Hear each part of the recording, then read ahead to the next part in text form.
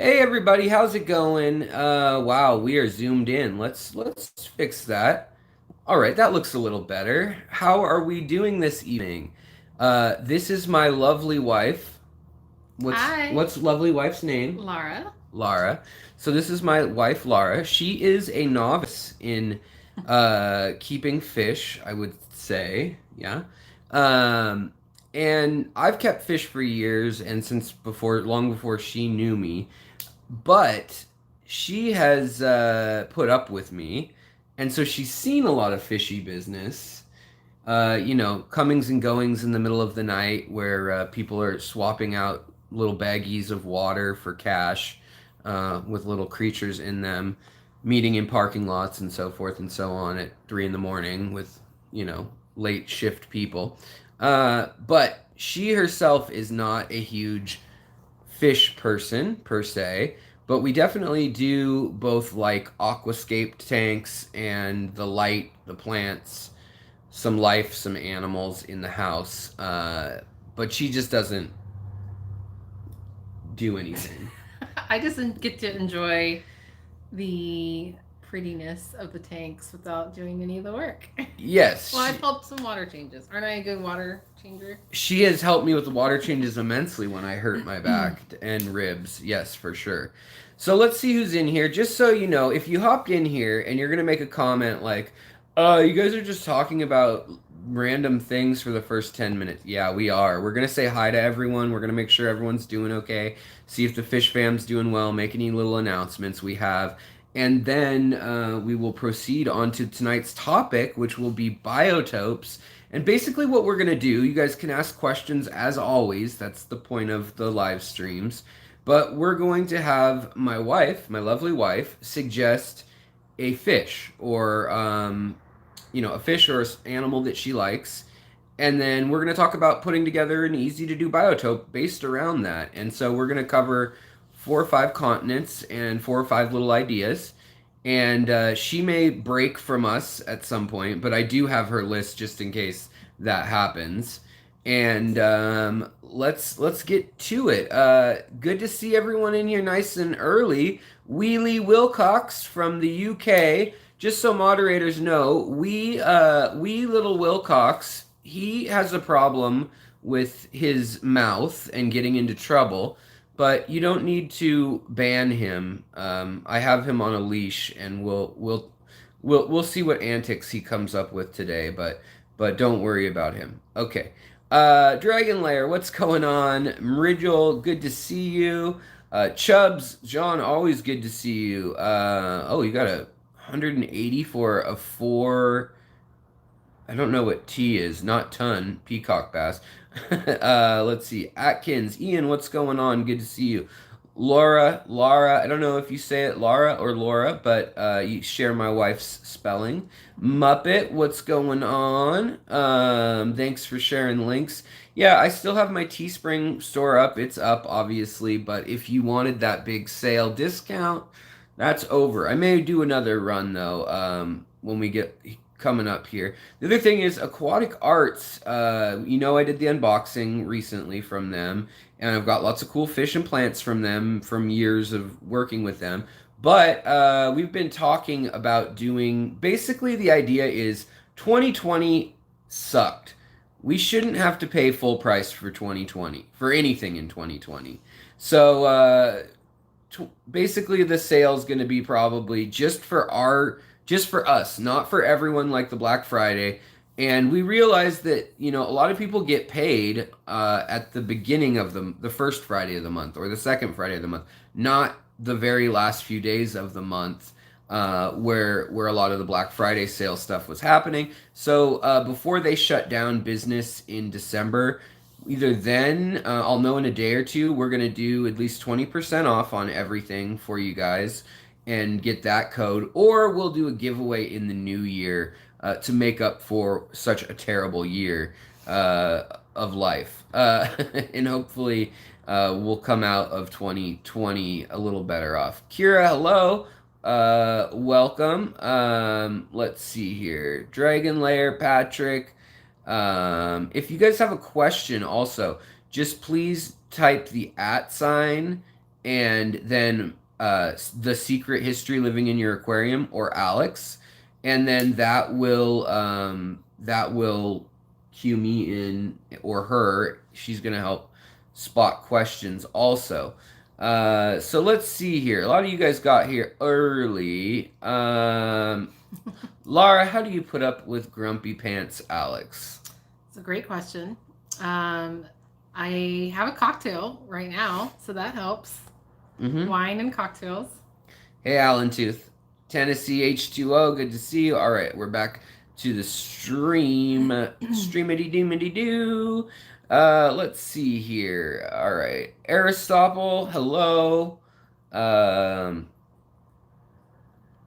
Ginger Graves, good to see you, my dear. Not Hi, Nola Ginger. Jane Fish Rich. Ginger's one of the few people who's actually seen the elusive Lara in the wild when we Yeah. went to Tennessee. Nashville. Yeah. Went to Music City. Chalupa No Tomatoes, how's it going? J-Ro, hello. Father Fish, Lou, good to see you. Let's see. Thomas, hello. Good to see you guys. And Derek Smith, good to see you. It looks like we got plenty of mods in here today. Looks like we've got let's see, Tiffany White, and then where's the other Tiffany? Um Dragon Lair shakes finger at Lee. Yes, you do. You wag that finger. You tell Lee to stay in control. He's a good little boy some of the times. Pew Fish Zone, hello. Carol, hello. And Pat, hello. Jason, if I miss people, sorry, but all right, we're getting down to caught up. Texas Fish, hello. Cancer Train, haven't seen you in a little bit. How are you doing? Somebody here might know this, but I ordered from Redfish Bluefish before the online shutdown. I haven't heard anything after my order confirmation. Are they going to ship? Oh yeah, yeah. He's shipping everything. He shipped 2 days ago. I think he just did the last order of stuff shipping. I was talking to him. New England Endler, hello. And yeah, so he's shipping stuff for sure. Yeah. Okay, so what is a biotope tank? It is a tank that is focused around the region of where the fish or the plants come from, the country, right? Yes, perfect. So Lee says he likes your glasses, by the way. Thank you. Which is good because we just had a discussion about whether she's gonna get new glasses, because she's got these clear ones that are very stylish in our city currently, that's on trend, but I think they're on ugly. You So never told me that till now. Thanks. I told you I didn't like them. I said they weren't my favorite. Okay, so let's see. Let's get this thing. Yeah, also, you do want to double check, like Ginger said, because he did have a bunch of orders get canceled that first week that he was open. He's only been open 3 weeks now. So shoot him an email over at Redfish Bluefish. But as far as I know, he's sent out 21 orders or something like that 2 days ago or 3 days ago. So there should be another round coming. And I think he's got the 94-hour hot packs or 96-hour hot packs, so it should be okay. Should be still being sent as long as you're not -30 or -40 type stuff. Um, ah, so Biotope tank is a tank that is plants, animals, fish Fish. that are all from essentially the region that you pick a region, okay? So how we're gonna do this tonight is we're gonna pick what your favorite critters are. Dogs. Dogs. So we're gonna do a dog biotope tonight. I'm allergic, and so apparently I have ruined her life with fish. And by the way, Simple Jack, a shout out to you there, fella. Wow, I'm bad at advertising. This is why they don't sponsor me. That's my cocktail. Wow, so you know what I'm looking at is the screen is way more shaky than on the phone. So I'm sorry, guys. We have like this gimbal stick stabilizer thing. Petraman, hello. And it is more shaky. Pew Fishstone, what would be the best place to buy heat packs in a shipping? Oh, put heat packs in a fish shipping box, top or bottom. Hey Joey, um, I like putting them on the top. I mean, hot rises, obviously. So a lot of people think you put it on the bottom or side, and that kind of radiates up through things, or the side kind of stops it from just radiating straight through things. But a lot of people tape it, like the most experienced people I know will tape it to the lid, and then because hot air rises, it can't go up through the box. So then that it kind of displaces cold air, but not so forcefully that it's going to overheat the fish. Okay, so what's the first animal we're going to talk about tonight? We're going to talk about snails. I already forgot the name. You don't know the name of the snails and betta fish. Okay. So what she says is actually we're going to start with one of our easiest biotopes to make, and that is going to be a Philippine, Indonesian, Southeast Asian. You can pick the place because there's bettas all over. There's over 100 species of bettas, and there's a lot of nearite snails too. She's talking about nearite snails. That's what she likes. So let's show you guys real quick in case you don't know. Now you know. Let's see here.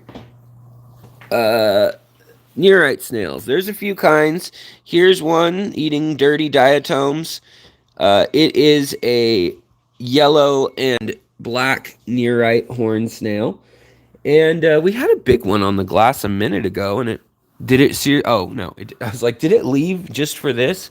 Here's another nearite. She likes the ones that have the crazy patterns. She said, "quote unquote," I want this spirally snail with the African tribal-looking patterns. So that would be the red racer nearites, or there's a whole bunch of different names for them, but the nearite snails. And they're found all over the South Pacific and the islands, the South Pacific Islands and Southeast Asian islands. Over here in this tank, we probably have them too. You guys know what bettas look like, but so the tank that we would be talking about doing, it would be for them, could be something really simple. So this would be your introduction to a biotope tank. It doesn't need to be a big community tank like this. It easily could be, but where do bettas live? Where are we used to? I think is that all zoomed in again. Hold on. There we go. That's better. Where do bettas? Where do you think bettas live? Like if you were looking in the jungle, well, I just gave part of it away. Jungle? But if you were looking for bettas, where would you expect to find? In a cup at PetSmart. Where would you expect to see them? In tropical places, I would imagine. Yep. Yeah. Okay. And what kind of water? Rivers. Warm water. Warmish. Okay. Yeah, we got warm water. Hey, we got a $10 super chat first of the night. Thank you, Ginger. That will help. Cheers. That will help her booze or Grateful Dead shirt collection, one or the other. But thank you so much. We appreciate that. That's always nice.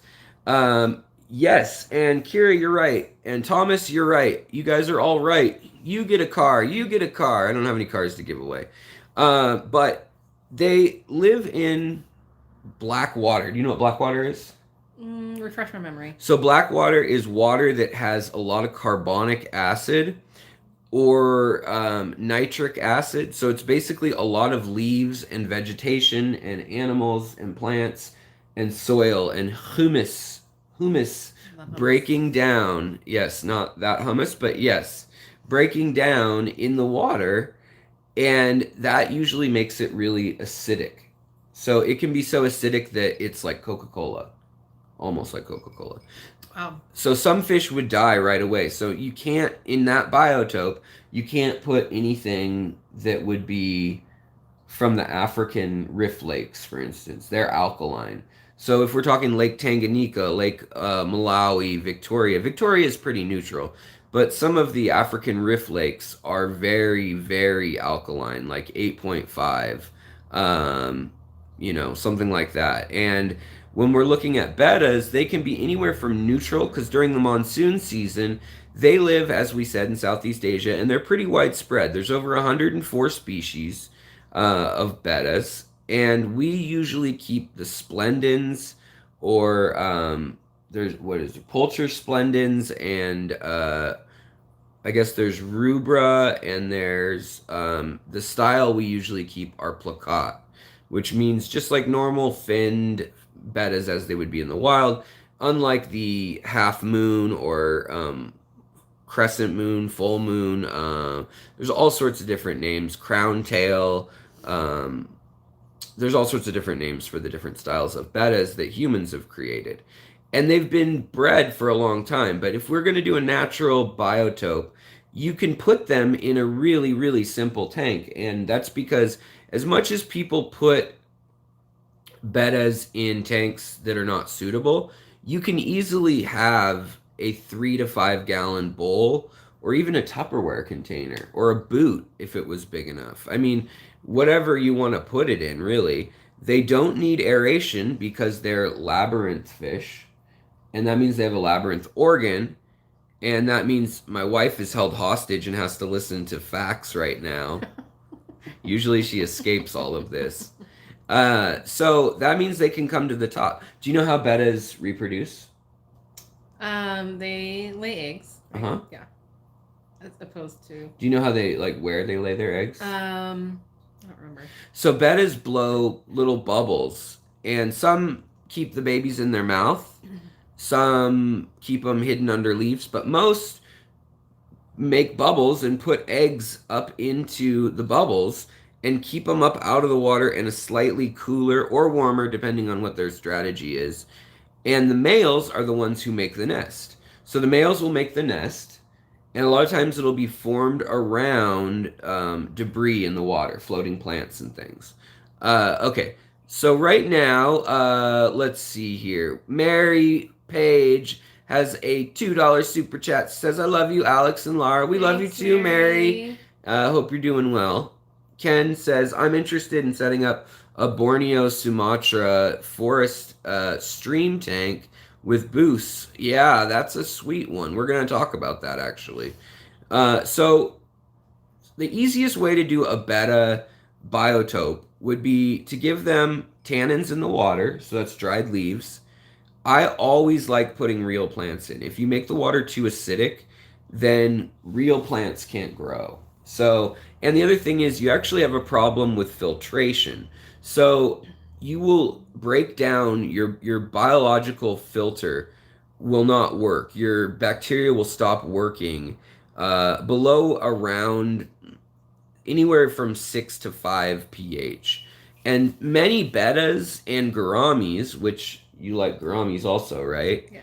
Gouramis are her favorite. They can live in water as low as 3 pH. So their tanks, when they live that acidic, they can't actually have filtration done on a sponge filter or the typical way. And so, do you know how we get around that? No. Okay. Well, it's a tricky question. So one way we get around that is actually by doing what looks mean, by keeping them in a little bowl or container, keeping them in a smaller volume of water. What we can do is then we can prep water in a bucket next to where we're keeping them. So we can dechlorinate it and then put leaves in that water, and we can soak it and make it look like tea.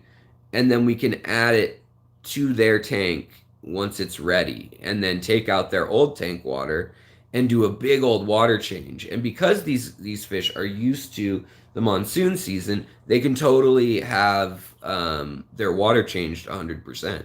So then you're not worrying about ammonia and nitrites and nitrates as much. You do have those things being created in the leaves breaking down and also in the fish waste or any food. So you need to watch overfeeding bettas in particular, because if you leave a bunch of bloodworms in there, they're going to break down and they're going to create ammonia. So you can do it that way, or you can have a deep bed substrate. And father fish the Wallstead method. There's a bunch of different ways we can talk about this. You could also do BSB baskets, which are anoxic filtration. And so what this is doing is it's actually a different bacteria than the 3 species we use when cycling our aquariums normally.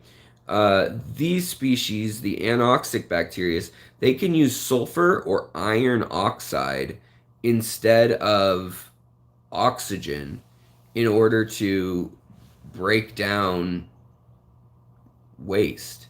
But they also produce waste. So they reconfigure molecules just like all organisms. And some of them will actually put out ammonia. So that's when you need other plants or water changes, or your ammonia is going to build up. So it's kind of a fine line between when can we have plants still and when do we need to just be doing water changes. But in a nearite snail and betta tank, nearites don't like it super acidic. They have a shell that's made out of, do you know what goes into a snail shell? No. Keratin and calcium and carbon are the main hard things. And so we don't want the acidic water chewing through the snail shells. So what we're going to do is we're going to pick a habitat somewhere in between extreme betta living in a puddle or rice paddy that's at the end of the dry season and super acidic versus running water flowing like crazy during the monsoon that's really oxygenated. The other cool thing about bettas being the labyrinth fish is they can breathe air. So they can breathe straight out of the water with their mouth. So if the water becomes too polluted and their gills get burned or something, they can switch to breathing aerobically, breathing air. And there's also some other really cool fish. If you had a big aquarium, and depending on where you live, if you live in certain parts of Europe as well as Asia, you can have snakeheads. Chana is the name of the type of fish. And they are a fish that can live out of water. You can also have some of the walking perches and walking catfish, which, just like their name sounds, they can live for 6 to 12 hours outside of water. And they can breathe air and they can walk around on their fins. And some of them even have a modified pelvic fin situation where they can walk. You need to go check the bread? BRB. Okay. She's making pumpkin bread, so I won't fault her for this. But when we talk about that setup, we're going to pick something in between. So maybe we do a 5 or 10 gallon tank. We do bettas. Now, male and female bettas don't get along, so I'm going to suggest we do a sorority, and that's either a group of females or we could do one male. So whatever is best for you guys or for her, we would do. Then the nearite snails, they need diatomaceous algae or debris of plants and food to eat.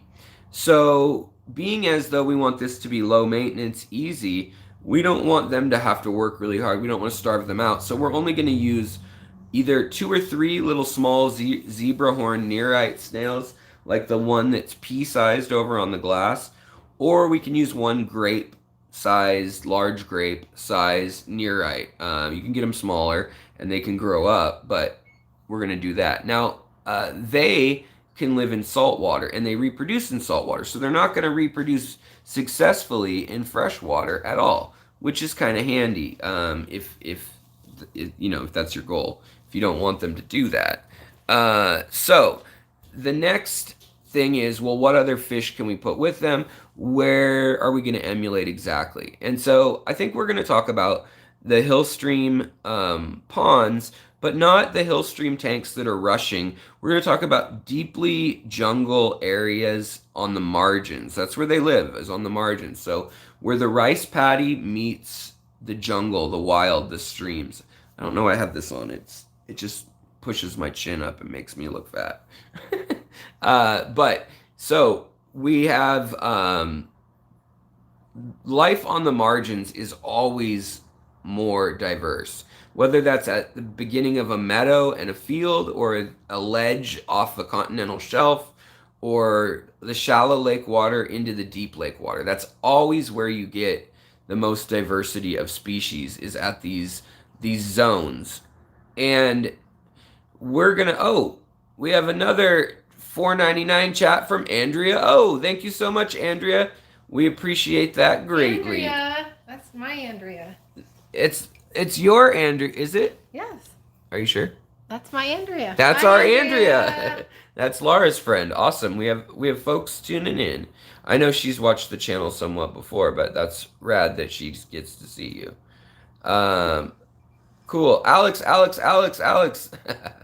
Yes, I see that, Lee. Thank you. I appreciate it, mate. All right, let's see here. So, oh wow, I'm way behind on chat. I don't know why nothing's keeping up with it. Andrea says, "Hey guys, love you too. We love you too. Hope you're doing well." Yeah, Fish Room Fever. I know that he's streaming at the same time. I talked to him, and he's like, "Don't worry about it this week." Him and I are actually going to get together because when Father Fish started streaming in the evenings at 6 his time, it kind of I usually streamed at 5 or 6 East Coast time on Saturdays here, but I didn't want to overlap with him, so I moved an hour later, and it turns out that I overlap with Fish Room Fever, and I don't like to do that. He's going this hour right now, and him and I are going to get together, figure something out. Someone's going to change their time, probably. I'll probably be me. I don't know. But, yeah, so the Betta tank, we're going to want a couple other fish. It's actually a myth. You can put bettas with other fish. A lot of people think you can't, but you just need to plant the tank. Let's get our notes. Honey dearest. Yes, dear. Can you hold this for a moment? I think you need to use a different tripod Why? so it's not shaky.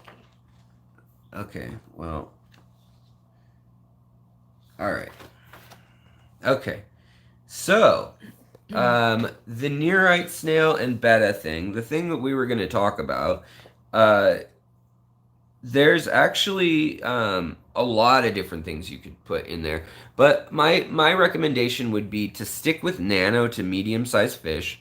The bettas will stay to themselves, especially if you pick a schooling fish. So if you pick a nice rasbora, an SB rasbora, rasbora hex, lamb chop rasboras, purple lamb chop rasboras, I wouldn't go with the chili rasboras. They're a little small. And same with the Sunda Danios or the Axelrodi blue and neon green and blue rasboras. I wouldn't do those.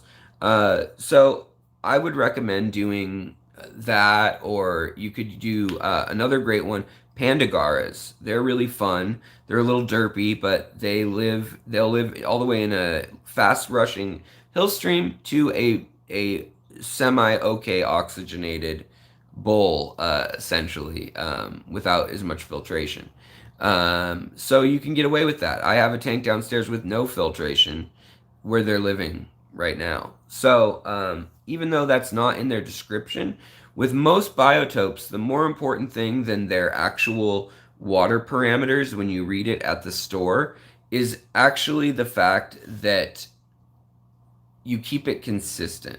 So fish just like consistency more than anything else in the world. Consistency is key. Hey George, how's it going? Israel, how's it going? And you know, the other thing though is that if a betta sees a fish like what are you doing in there? You've been in there 4 times. What? No, seriously, are you just checking on it, or do you have multiple loaves? I have a fear of over baking it, so. But now I don't know why this is happening during our stream. Okay.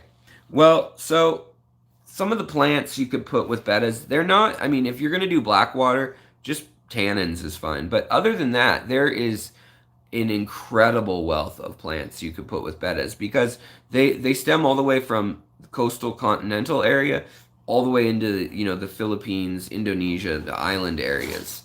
And all that area was connected during the last ice age, or before it, more specifically. So at one point, if we're going back a few 100,000 years, all the way to Australia was almost connected, if not actually connected. So Papua New Guinea was a peninsula all the way out to Papua New Guinea.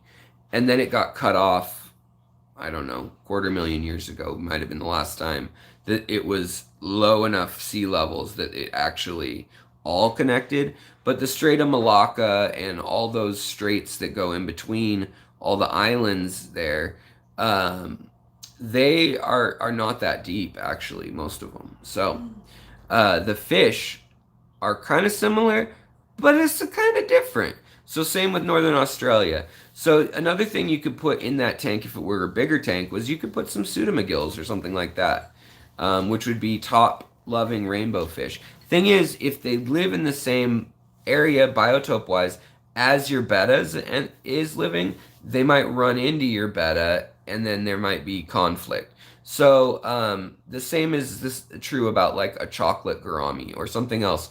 Perfect water parameters and everything, but they might run into your betta. So if you can find something that likes lower level water, the lower level of the tank, maybe some Thai glass catfish, that could be kind of cool. And maybe something that doesn't have flauncy fins that tempt the betta to bite. Barbs are a bad choice in general, usually.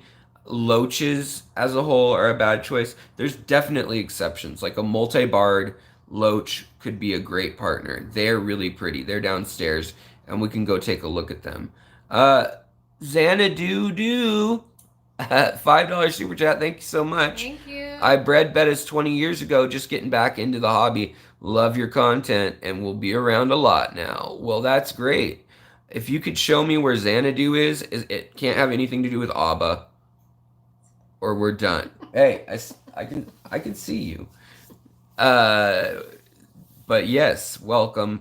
I'd like to report that the pumpkin bread is done. It's done. You're not going to run in there again. I don't think so. Only to eat it. What do you? I don't think. Is the timer still on? No. Okay. All right. So, and then what else? Oh, fish and floral. Hello, welcome. But yeah, there are some, and Dragon Lair makes a really good point. Leslie's Aquatics, welcome. So, bettas, there's some that are just in betta splendens. If you get a betta machaensis or you get like a betta, I'm trying to think. There's some bettas that are just species wise mean jerks that are gonna kill. But then there's also some like the splendens or splendens, rubra, and I guess probably the anything pulcher means beautiful in Latin. So there's a lot of pulcher fish out there. I think there's a betta pulcher. Tiger barbs are cool. I have them, says T-Bone. Yeah, T-Bone. Tiger barbs actually tend not to be too aggressive. Depending. If they have enough of each other, then they will fight each other, or the anger will be taken out on their own species.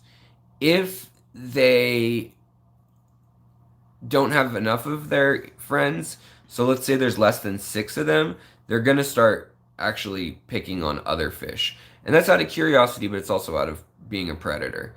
So I would say, really the simplest thing we could do is we could put a betta in a tank, we could put some leaves in there.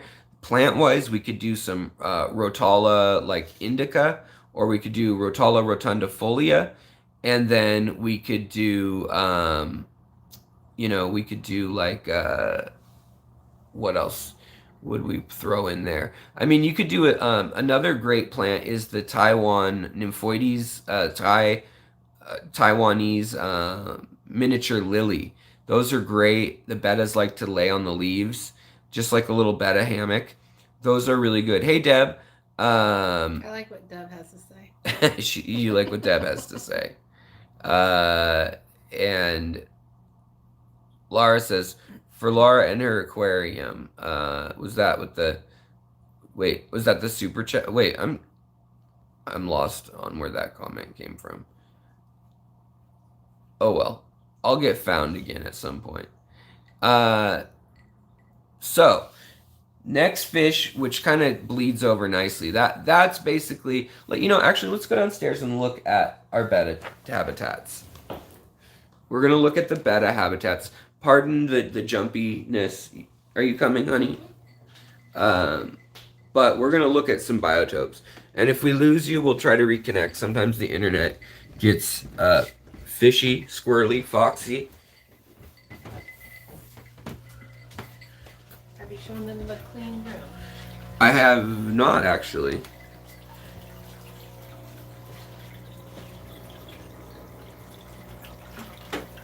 So, the fish room is clean. And what else do we have in the fish room that my wife's really excited about? A new rack. Yeah. So, if we turn around every now and then, I'm gonna show you guys stuff. Okay, Abolished Aquatics says, do you think the plakat style bettas are better for high flow tanks? Yes, I do. I think the more close to a wild style betta that you can get, the better. Because those fins, as people have mentioned, can get infected. They get nipped on, even just in normal breeding. If you want to breed bettas, their fins get nipped. And as soon as they get nipped, then they're open for infection. If you keep them in the acidic water with tannins in it, that will prevent infection in a big way. So even though, I don't know, honey, what do you think of tanks like this one down here, the black water tanks? What do I think of them? Yeah, do you think that looks bad when the fish are in yellow water? It's not as visually appealing to me, no. If that's what you're asking. Gotcha. So there's other ways where you can kind of lower the pH a bit without adding all those tannins, but still have some. So maybe 1 or 2 catopleafs would be the way to go. And that's what we have going on in this tank here. So in this tank, we have bettas, and we have neorites, and we have, it's not heated, but it's about 70 degrees in here. Bettas do prefer a little bit of heat. It doesn't need to be filtered. This is just being filtered for the full fact that way I have a filter that's filtered for this aquascape tank, which I think we're going to do an Iwagumi aquascape in here and something else here. I don't know. Depends on what wife says. But we have a $4.99 super chat that says, for Laura's new aquarium. Thank you. T-Bone says, I have 30 tiger barbs in my tank along with platies, and they leave the platies alone. They only chase each other. I've only seen them nipping. I've never seen any nipping, just chasing. Yeah, and that's another thing, the difference between a false chase and real aggression. Like cribs and apistos, they do a lot of false chases, the dwarf cichlids, whereas others do not. Jeff says, I vote diorama style. Well, maybe we will do that. Seal Angus, welcome. So here we have a plakat style koi Nemo betta. Come this way, buddy. And I have a male and female actually living in harmony together. We'll see how much harmony it is. But this tank is set up so that we've got a nice piece of manzanita for the tannins. We do have a heater in case I need it. We do have the filter going now. Doesn't need those things. Also has rock with a little bit of calcite in it. The calcite actually leaches out of the rock. And yes, 1 catopleaf per 10 gallons as it contains toxic substance high in AMTs. High in amount. Yeah, it can. You can poison your fish with too much tannins or almond leaves. Oh no, is this a dead Medaka rice fish? It is. Well, wait, no, it's just close to dead. It can't control itself. Why do I always... I should do a walkthrough in the... Can you film this tank while I take care of the dead one, honey? I don't... You don't need to film me taking care of the dead one, but... Over here. I really like the manzanita. Which fish is that? That's the wood. Okay.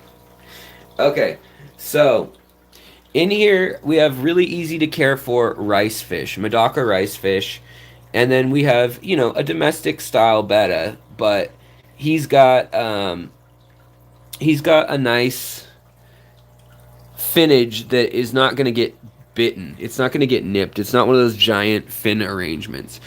Now, naturally, I put a lot of these Thai nymphoides Taiwanese, sorry, not Thai, lilies in here. Now the cool thing about these is they grow off into daughter plants. See this? There's one growing right in here already, and it's ready to break off, and I can put it in the next tank, and it's good to go.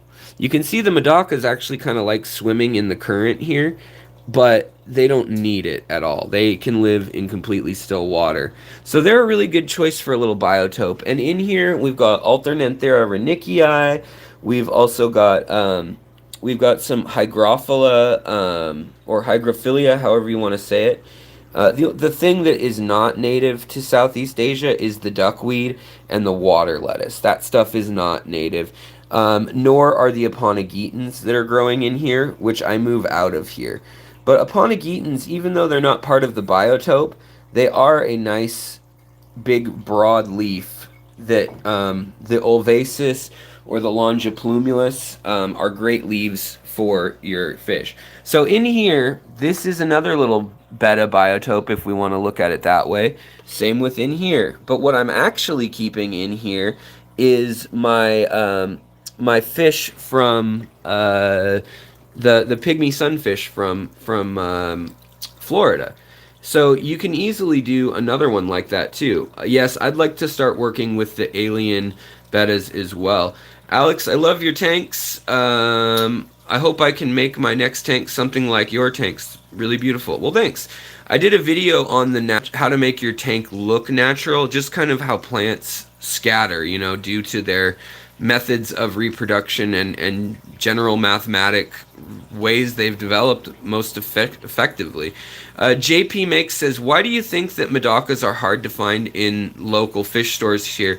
They're hardy and they're easy to breed, right? Yeah, so they are. They were not allowed outside of Japan for a long time, and they would allow the white ones, the gold ones, and, you know, a few variants. Here's the other Betta, by the way. Oh, I scared it. That's the female. They didn't allow the variants out of the country, and Japan, since the 1720s or so, there's been a long tradition of by prefecture or by area, each royal family or feudal kind of lord area that was split up way back in history. Each little area of villages has their own style. So it might be that they bred black ones, or they bred the red-headed ones. So we'll come over here and look in the redhead Medoca tank real quick. Now, if you guys recall, this light has a strobing problem, so I'm leaving it off until we look at things and then turning it on. In here, by the way, we'll do a quick little look around because we're seeing all the other stuff like the red tail. Oh, look at all the little... we had trumpet snails had a brood, and the gobies are out in public. So I have a whole video on how I finally got the gobies to come out and hang out in public. It was a feat. They hid most of the time until I did what I did. So you guys can watch that of how to get shy fish to come out. I just posted that video. But now they're out all the time, and it's because they have the ability to hide. Same with the erythromicrons. So let's talk about the next species we were going to talk about doing a biotope for, because we're looking at it, and that would be a Lake Inlay or a Myanmar style biotope, and we're going to exclude the lizard cats. This isn't a biotope per se. It just happens to work really well for a lot of the plants and animals that we would find. So again, we have the Medocas, we have Malawa shrimp, which are just a nice caridina. We've got some of the pseudomagills that live in Papua New Guinea, and then you know, we've got, actually, fish-wise, this isn't the best tank. I lied. We're gonna go over here to my actual Lake Inlay tank, and this is Lara's second fish choice and her favorite fish, which is gouramis. So we have gouramis that... Hey, Pete, how's it going, buddy? Hayden, hello. Good to see everybody in here. And if you have a question, at Secret History Living in Your Aquarium or at Alex, that'll help me see it, because I miss things. But Lara's next fish, see this tank, remember, last 9 months it didn't have a filter. Only reason I'm running the filter is to cycle it for the new tanks. But we have a Pandagara that I mentioned. These guys usually like Hillstream tanks, but this one loves this tank. I mean, it's fine and dandy happy. Now, the other thing you can find, this is modeled off Lake Inlay specifically, and the Shan region. Now, Lake Inlay does not have gouramis indigenous to it, but it doesn't have blue powder gouramis, the ones she likes, indigenous to it. But it does have a ton of danios. It does have gouramis, sparkling gouramis. It has chocolate gouramis and honey gouramis. It's during the monsoon and the flood season that we'll see a lot of these different gouramis get into the basins. So for a Lake Inlay biotope, it is a lake that it's in the tropics, but it's 3,000 feet up in the air, and there's heavy agriculture going on there. And is that's something that we need to decide when we do a biotope. Do we mimic that? I mean, you could do a really cool tank with like all sorts of gouramis. You could do chocolate gouramis, honey gouramis, croaking gouramis, sparkling gouramis, and powder blue dwarf gouramis if you have it this densely populated. Like Betta's, they make bubble nests at the top. A lot of gouramis do. And they're labyrinth fish. Hey, what's going on, Catfish Terry and High Rise Window Cleaner? How are you guys doing? And so this Lake Inlay tank, for me, I didn't put any filtration in here.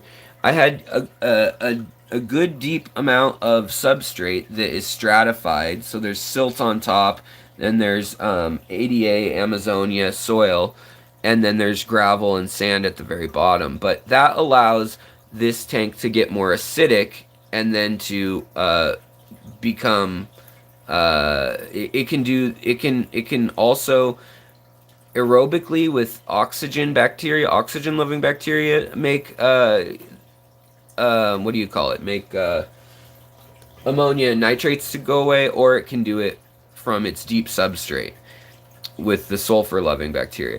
And this rock back here actually has sulfur and iron in it for that reason, that it goes down deep all the way through the substrate, and there's more pieces of it broken up around we got from the store. And my wife Laura actually picked that.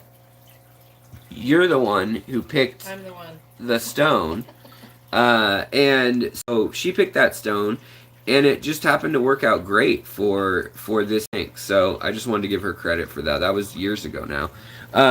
But when you look on this, you can see there's tons of Malawa shrimp hanging out. Even though there's lots of fish that can eat them, there's enough of this Pelia, Sawassertong, which you can find all over the world. So it's not really a biotope specific thing in that way. It literally occurs in lakes all over the world. It's kind of like algae.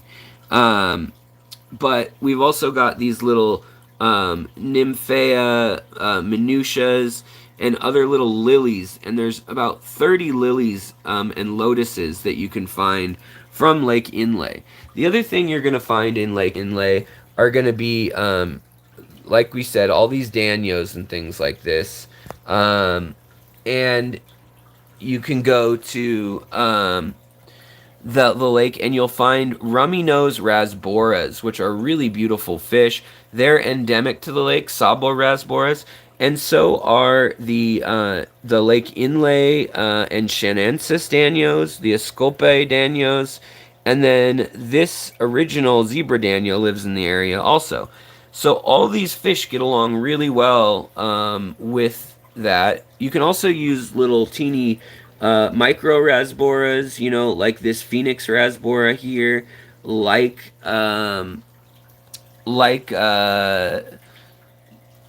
let's see here, Kubota rasboras. Some of those are not Lake Inlay specific. They're not in this tank right now. But you could, they could be part of the ecoscape. There's a little rummy nose. Well, they're very shy. The rummy nose are very scared of the camera. Hopefully it'll come back. There we are. The Sabla splendens, and they are the rummy nose, orange rummy nose, not tetras, but rasboras. And they live in the lake, and they're just a really nice little fish. but they're shy. Like I said, the females don't have so much of an orange nose, the males do. And they zoom around, they do their thing. Here's another one. And it's a nice tank. I mean, you can do lots of floating plants. Again, there's lots of salvinias and things native to the area. There's lots of lotus. Oh, thank you so much, Ginger. Welcome to secret supporter level membership. I really appreciate that, my dear. I do. T-Bone's going on again about the canceling membership. He says that he cannot cancel membership on my channel. He was saying he didn't want to cancel the membership. He just simply stated that he cannot find the ability to do it. If you go into perks and modify perks, that's where it should be. I mean, in theory, you could just change your credit card, but I can cancel you if you need that to happen, T-Bone. You brought this up 3 different streams now, so if you want it canceled, no problem, I'll do it. But Ginger just figured out that her membership had canceled, and she just updated it right now. So yeah, you could change your credit card on YouTube. Would fix that. That would get rid of it right there. So you could do that and then re-add it. I don't know how many things you're subscribed to, but that's one option. So yeah, from that Biotope tank though, you can add lots of crypts. They're all native, not all of them, but a lot of them are native to oh, it's not actually Dr. Pepper under there. It's vinegar eels. It's vinegar. It's apple cider. It's microworms and tannins in a bottle. There's a bunch of things. Long story. But you thought you'd give away my stash, didn't you, Marijol? You're trying to tell my wife on me, huh? Oh, I know where everything is hidden in his truck. That's right. That's right. Oh, by the way, I just thought I'd show this because my wife likes the snails right now. Do you know what kind of snail that is, honey?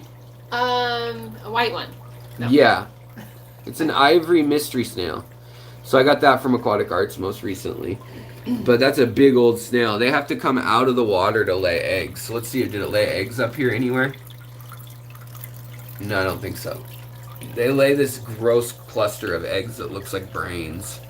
But yeah, whereas these guys don't. And there's another nearite. Like since we were talking about nearites earlier, there's the littlest species. And my wife likes it. While this light's not going crazy, let's look at a couple other plants that are native to a Southeast Asian tank if we wanted to do that. This Potamogeton gayi occurs naturally there. Oh yeah, I'll totally make you a moderator, T-Bone. No problem. You should be anyways. These are Venezuelan. We were going to talk about the Orinoco Delta because Laura picked her other fish. One of them is an angelfish, so we will talk about that. But speaking of plants that are native to Myanmar as well as Vietnam, because remember we had the idea of a rice paddy tank, which literally would just be rice paddies, and maybe some, what grows in there as weeds is Rotala rotundifolia, is like their annoying weed that grows in there. So this plant back in here, that's the one that is really annoying to people cultivating rice, apparently. Also, Crips. So Cripspiralis, Crip windetti, Crip parva, lutea. You got all sorts of Crips to choose from. Undulatus. All going to be found in Southeast Asia. Pogostemon, erectus, and octopus or ocellatus, all possible. And some of these are really pretty plants that with CO2 and stuff. This is Rotala Vietnam right here.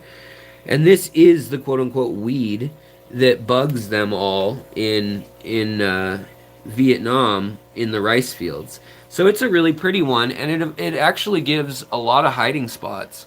Here we have a black devil spike snail, and also a Malaysian trumpet snail here. These are some baby Malaysian trumpet snails. These don't just occur in Malaysia, by the way. These occur all throughout Southeast Asia. And so they're perfectly at home in a biotope too, as are these Malawa shrimp, the clear shrimp that are everywhere. They're just great algae cleaners, and they're part of a balanced tank. I like putting them in. Yes, their babies end up getting eaten, but it's a small price to pay for being awesome. I also have Neocaridina. They're more of a coastal and Taiwanese and Japanese, so subtropic species, 70-degree water rather than 80-degree water, and different parameters, but they can live in this neutral water. Because remember, we decided on neutral with some tannins. And so that's kind of what this tank is. And if we're talking about all the species we could do with the gouramis, I think it would be really cool to do a tank that is as dense as this one here. You could even do bettas in there. Anthony L, I'm glad that you're enjoying this stream and the chats. I'm glad you guys are. If you want to hit that like button, I would appreciate it, and so would my wife. Please like her. All of her self-confidence is based on how many super chats we get tonight and how many thumbs up we get tonight. No, I'm just kidding. I don't want to guilt trip anyone into super chats. So, but yeah, so you could do that. It would be really cool if you could actually utilize the rice. If you could hoist the light up like this one is onto a rack, you could literally grow rice paddies and have your bettas or gouramis in here. So there's a gourami called the croaking gourami. Oh, Deb says, where does one find the button to contribute to super chats? It looks like a $sign, and it's in the chat box. Area, I suppose. Anthony says, why not get some ADA 120p's? Because I'm not made of money, that's why. So let's just go over, we talked about these things, the rotalas and things like that. Let's talk about what if we wanted to do angelfish. You like angels, right, honey? Go get next to the angels. The angels. Why don't you sit next to the angels? Give us a Vanna White with the angels. Okay. Do you know these ones' names? Do you remember them? No, I don't. Donnie. Sorry. That's the hint. Donnie and Marie? No. Prince? And? Oh, and Sheila. Yes, and Vanity's upstairs. We switched them out. Oh, thank you so much, Deb. Deb gave us a $3 super chat. I really appreciate that, Deb. Thank you so much, you guys. I appreciate that. It will be food for Lara's tank. But this tank is very, very, very planted. Alex, why no lids? Because I like everything rotting in our house. No, actually, we did just buy a dehumidifier. Actually, 2 years later, I can vouch that it needed it. I lose about 20 gallons of water a week in this house, but we literally this just arrived today, so we did get a 30-liter dehumidifier. So we have that now. T-Bone gave us a $2 Australian super chat. Thanks, T-Bone. We got viewers down under. We got viewers over. People are coming out to see you tonight, honey. Oh, yeah. Thank you, T-Bone, buddy. I really appreciate that. And I will refund it if you want to cancel it as well. So, Orinoco Delta, that's what this tank originally was. Now, there's some plants in here that made their way in that shouldn't be in here, like the Alternanthera renicii, but this is actually a pretty good sampling of a very planted region in the Orinoco Delta. Here we have another Betta, by the way. This is one of the ones I spawned a while back, and that's Moby Dick. He's a Moby Dick. He's just a jerk. These are some Shanensis Danios here too. These look very similar to Kythit Danios or Panther Danios, Pantheri, Divario Pantheri, but they're not. They're from Lake Inlay, and it's the number of stripes and then their number of rays on their pelvic fins tell us that. Now, this is the biotope I was going to suggest right here. This fish, these are orange-eyed or red-eyed, depends where you find them listed, lemon tetras. And for being listed with, hey Paul C, hey Joe Black, and these guys, these are found originally the striped. I mean, they're found several places in the Amazon and in other places, but we're going to talk about the Orinoco River Delta right now. And these guys, I will get you a moderator wrench as soon as this episode's over. Thank you very much, T-Bone.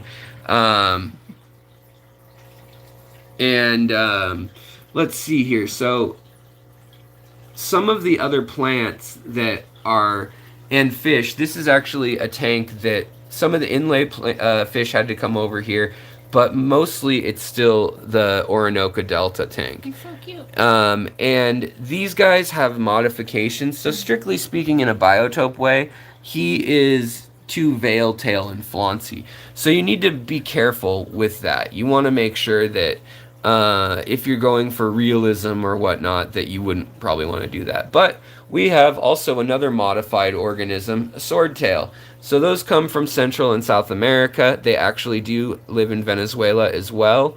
And there are a lot of different species of live-bearing swordtail fish. But here we also see the Autosynclus. These are found in the Rio Negro. These are found in Venezuela in the Orinoco Delta as well. People think of the Amazon as one river or one biotope. It is hundreds. Everything from the northern parts of Venezuela, that part of the Amazon jungle, and French Guiana and things like that. Those areas are very different than down in the Andes or in Colombia, where you get, for instance, in Colombia, you get, there's the Betta again. In Colombia, you get the odd combination of some cold water and tropical fish meeting each other. So here is a really old orange-eyed lemon tetra, and you can see, I mentioned it in past episodes, the healthy ones look like this, and they're fine. As they get older, they get plaques of cancer and or parasites. Can't figure out what it is, but it's in their species specifically. And everyone, these guys are getting 5 to 6 years old now, this group of them. They get these starting on their spine, their internal, and they get these dark spots on them, and they spread. They don't spread to any other species, and they don't spread between the individuals. But they are a really lovely fish. It's just as they get older, they get those dark patches. There are literally 1,800 species of freshwater fish that live in the Orinoco River, and so you can take your pick. But if we're looking at plants, some of my very favorites are going to be Cabamba furcata or Cabamba caroliniana or americana, which Cabamba furcata has this lovely pink and orange color to it. And also we've got Bacopa, which this is lemon Bacopa. And we've got Bacopa, other forms of Bacopa in here too. We also have all the Ludwigias. So we've got Ludwigia ex lacustris, which is found in North America, but it can grow and is now invasive in South America. We've got Ludwigia super red back in here. And those are more man-made varietals. But we've also got Ludwigia repens here, and then Ludwigia purple going on over here. So we've got lots of these different plants that are native down there. Now, to be truly a river or hill stream type tank, if you wanted to make this very true to the Amazon, you would make the water look like this. You would make it very, very tannic. And then you would have maybe a few sparse Cypress hellfairy or Cypress hellfry plants, or maybe some Valsenaria corkscrew val or jungle val, and some hygrophilas. You could get A lot of this Hygrophila coriambosa or the pinnatifada is an Asian species, but you'd want, or these are another one, or parrot's feather, or elodia, any of those, myriaphyllum, matin grossa is another one. There's a lot of the milfoils, these kind of wispy plants that live in silty, muddy, sandy bottoms. So even though this soil is going to grow our plants better, if we wanted to do a biotope, we'd probably use silt or sand as the main base, and then rocks and more wood. So this tank up here actually has more of a skeleton that's ready for that sort of thing. I have a question. Yes. Do you think there's too many plants in here? I say that just because these guys are so big and they might like a little bit more room to roam. Yes, there are too many plants in here right now. There's not if they were having babies, because if they were having babies, we'd want to split up the species. This amount of plants really encourages the shy species to come out. So the little tetras, the reed tetras, the ember tetras, the neon blue tetras, the neon green tetras, all the ones zooming around in the back over there that have free space. It prevents these fish, even though they can just blow right through any of this, they don't know that. The plants confuse them, and they think they're either hidden or there's a wall in the way.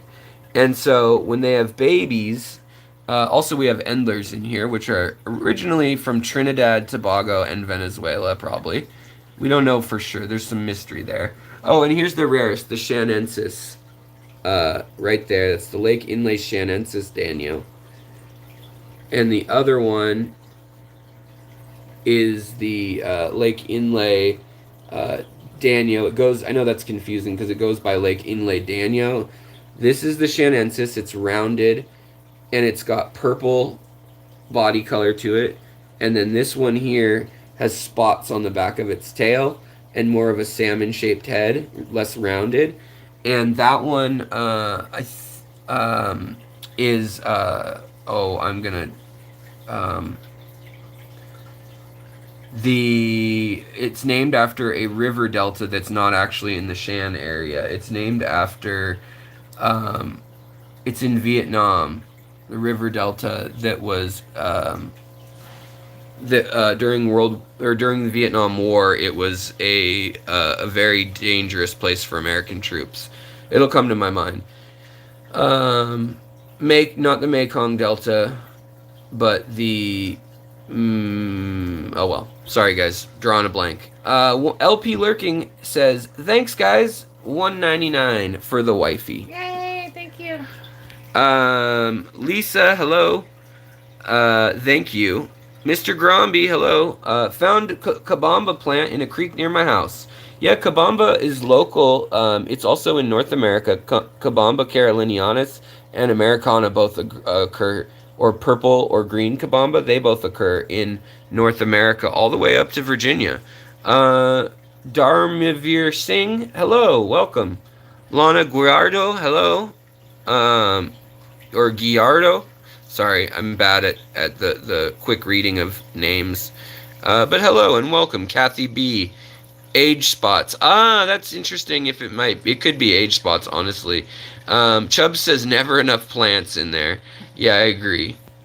But so these plants, I can easily move. Move this moss for him, honey. Just throw it in the back. Look at that. Look at all the room they have now. John McKenzie gives us a red thumbs up with $1.99 super chat for the wifey. Look at her sparkling eyes. That's why I married this woman. That and her shirt. Yeah. The Steal Your Face Grateful Dead shirt. That's actually not the Steal Your Face, is it? Yeah, it's a version of it. Okay. So, this biotope really, when we're talking about it, we could have gotten rid of all the plants. That would have that would have actually been more accurate to most of the Amazon. However, when you get into the tributaries, See, here is a very rare African fish. It's a banded barb, a 12 banded barb, and they don't come out very often. In my shy fish video, I show you how I get them out. But They look really happy are you kidding? since the Oh, moss was since you ripped. moved their moss, you think that made the difference? Yeah. Scuzzy, what's up? You have a question, or are you saying hello?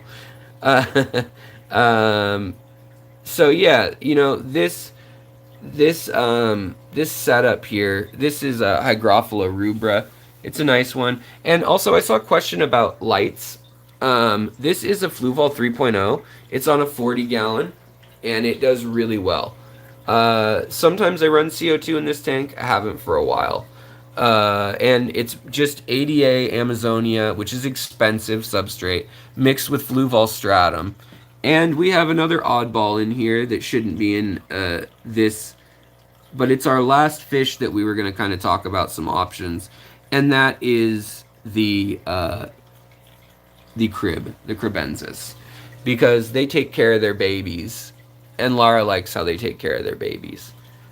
You'd think it's cute how the dad and mom school them around. Yes, it is very cute. So, It's like whales. Or Do- mama whale. do whales have 50 babies? No, but they stay with their kids for life. Well, these don't, but yes, I Protected. agree that whales are cute. So, what we've learned tonight is that Lara wants a whale. I think we're gonna need a bigger tank, honey. Yeah. And I don't know if there's many hot water whales that are miniature. But we could get a manatee. Thank you, Muppet. Yeah, there's the video on Shy Fish. If you guys see the banded barbs come out, it'll be a miracle. We also have a peacock gudgeon that's just chilling here. That's the male. See, it's got a big rounded head like a mean bulldog, and it's got the black anal fin. Do I run this Fluval Light at 100%? Not right now. If I have CO2, I do. If the CO2 is not running, if I'm not doing liquid ferts, root tabs, and CO2, then no. There's that banded barb. Come back out. Then no, I don't run it. I run it around 60% or 70% with a little bit of extra red compared to blue. Like 50% red, 60, 70%, or 60, 70% red, 50% blue, 60% white, 60% soft white, and then I think that's it, right? Or is there green on there too? I don't remember all the ones. Alex, I have a problem. I can't stop collecting plants and fish. Please send help. I have a video called you may, what is it called? You may be addicted, or MTS, multiple tank syndrome. You may have multiple tank syndrome if or something like that, but it should chronicle your journey very closely. I would wager money on it. There is a path that people take, and there's about 3 routes, and then about 2 or 3 forks at a few crucial times, but we all seem to follow it. And yeah, watch my multi-tank addiction or multi-tank syndrome video if you're curious on that. It's a comedy. But so yeah, if we're talking about the plants, the South America has so many plants. So does Southeast Asia. Southeast Asia has a lot more of the crypts and the like very shallow plants because it has plants that flood. You know, in Bangladesh, in Myanmar, in India, all the way through Thailand and those places. Those regions get hit by the monsoon. Here comes the banded barb now that I'm not sitting right next to the tank. Right there. So those barbs, there's actually 8 of them in here. And they're African. And they're the ones that should be living with my cribs. They are found in the Colente River. And they're also found in the Niger Delta. As well as the Congo River. Kira has a $4 Canadian super chat for Lara's Nearite Snail Fund. Thank you. I love the snails. Laura likes this. She's now realizing how YouTube works. She's like, attention, money, people siding with my side of the argument. Why didn't I do this earlier? But yeah, so I know tonight is just a really cursory look at some of the things we could put in a biotope tank. But with these being your spotlight fish, I would recommend you don't want a ton. You could get 5 or 6 in a 40 gallon or 55. Let them pair off when they're small, like medium size, smaller than this, and then pick the 2 that you want and just let them chill in your tank. Upstairs, where I have the 4 angelfish together, it's a pretty rough and rowdy tank, I have to say. And we also have in here, so many plants that you can literally put in 100 little fish. So you could do a school of rummy nose tetras. Rummy nose tetras in here school the tightest of any tetra that you can buy, and they're pretty inexpensive. So get some rummy nose tetras, some Corydora hebrosus, and some reed tetras. Those 3 will all school together, and they will take up this middle area. So when you're doing a biotope, you got to think of the water conditions for the animals. You got to think of whether the light is going to be sufficient to grow plants. And then you need to think about what minerality you're going to want in the tank. And then lastly, really, you're going to want to think about who's your star. Are you going to do clouded archerfish? Are you going to do gouramis? And how violent are they? And how are you going to mitigate that or deal with that on your population, basically? Laura adds to these streams. Agreed, everyone? Yes. How could I do a Costa Rican biotope? Well, like Costa Rica. Laura actually spent... That's not Laura. Tell us about Costa Rica. What are the rivers and lakes like there? I did spend a month there in my senior year of college, but that was a long, long time ago. So, and I was actually studying medical anthropology. We were creating medical files and documenting for families that didn't have any medical records up in a really small, remote area in the I'm gonna forget the name of it, but it's up in the cloud forest. Yeah, up there in the mountains. So actually, there wasn't a lot of water around that I recall. Except for in the sky. Which, by the way, the Amazon rainforest has more moisture in the air than it does as a river. So over the Amazon rainforest, more water travels in the sky as humidity and moisture as a jet stream than does actually in the river. Holy cow. Wow. Living Aquatics has a $19.99 super chat. For today only, for $19.99, you get to watch husband and wife do a stream together for the 3rd time ever. Thank you, honey. I love that you're doing this with me. I'm going to pretend that it means that I can have 20 more tanks. And she's being so nice. Normally she'd smack me. Oh, yeah. She hurts me. But thank you so much. We really appreciate it. It does help, the bills, the fish. Lets me share things with you guys that we're doing. And hopefully, for instance, just buying substrate and rocks and things for this. Wow, that glass is so clear. For this new aquascape, it's gonna be expensive. We'll talk about. So Laura's gonna depart from us soon here, and you guys, y'all and I. Whoa, we're really close now. Y'all and I are gonna talk about your biotopes, and we'll get into more science-y or specific species, things like that. But right now, let's finish up the last of her biotope, which was the cribs. So that's African.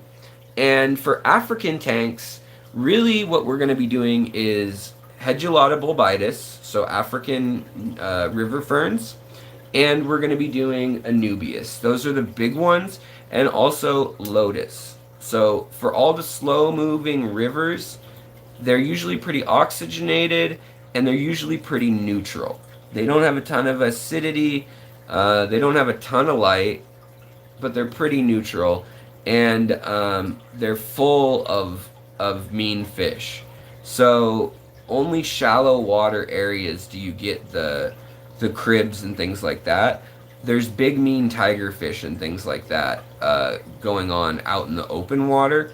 So it's in the backwaters, the little creeks and things, which is where you get all the plants. So that's why cribs and nanochromis and nanostomus and mbuna fish and all the type that eventually made their way into the Rift Lakes in West and Central Africa.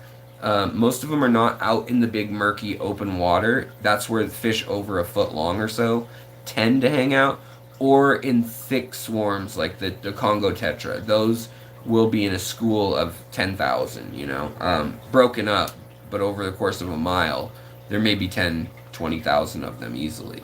But these other fish live in areas that are just as compactly forested as this tank here, and they like that. They like rocks. The water's pretty powerful in Africa. There's a wet and a dry season in any equatorial area, and it carves through the rocks over time, and so it's down to bedrock. It's not soft, sandy, meandering rivers like the Mississippi or something. It's fast torrents of water in the Congo and things. There's class 5 rapids or whatever all over. So, and waterfalls like Victoria Falls. So that informs the oxygenation level a bit too. And so you want to have a really oxygenated tank for them. You want to have these ferns, and then actually a lot of growth coming up out of the tank also. Yeah, guys, if we could get a couple more thumbs up or thumbs down, that's fine too. Um, that would be great. We got No negativity. we got 115 people in here and 75 thumbs up. Just saying. There they go. Just saying. Oh, it's shooting up. All right, guys. So we didn't answer the Costa Rica question. Yeah, so anyway, I just remembered the name of the place where I was. The Monteverde Institute is where I studied. That means Green Mountain. And that was at the very top of this mountain. It took like 4 hours down this really rickety road to get down to San Jose, with the capital there. Do you know the way to San Jose? And I honestly don't remember seeing very many rivers or creeks where we were. I imagine there are somewhere around there, but after our studies, we ended up staying down on the beach on the Pacific side, which was really awesome.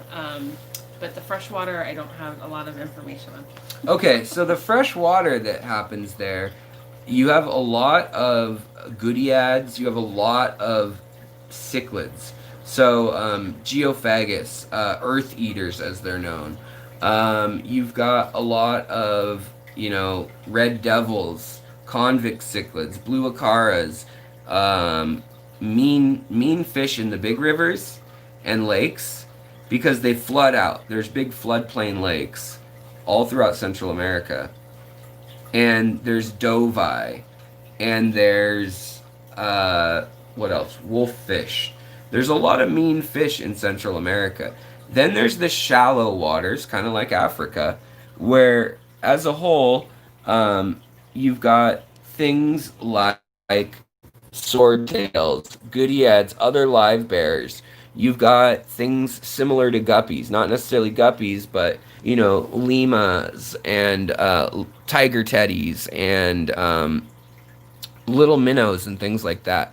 You also have a lot of little catfish in the waters, and you also have some interesting nocturnal fish in those jungles because it's so dark in the forest that they're used to that darkness. And in the slower moving creeks and things, it's pretty similar to Southeast Asia. By the way, we have a lipstick goby from Southeast Asia right here. This would go in a hill stream tank, ideally, or in that goby tank I have. They're pretty cool. Man, they look like Kermit the Frog. They look like a little puppet or something. I don't know.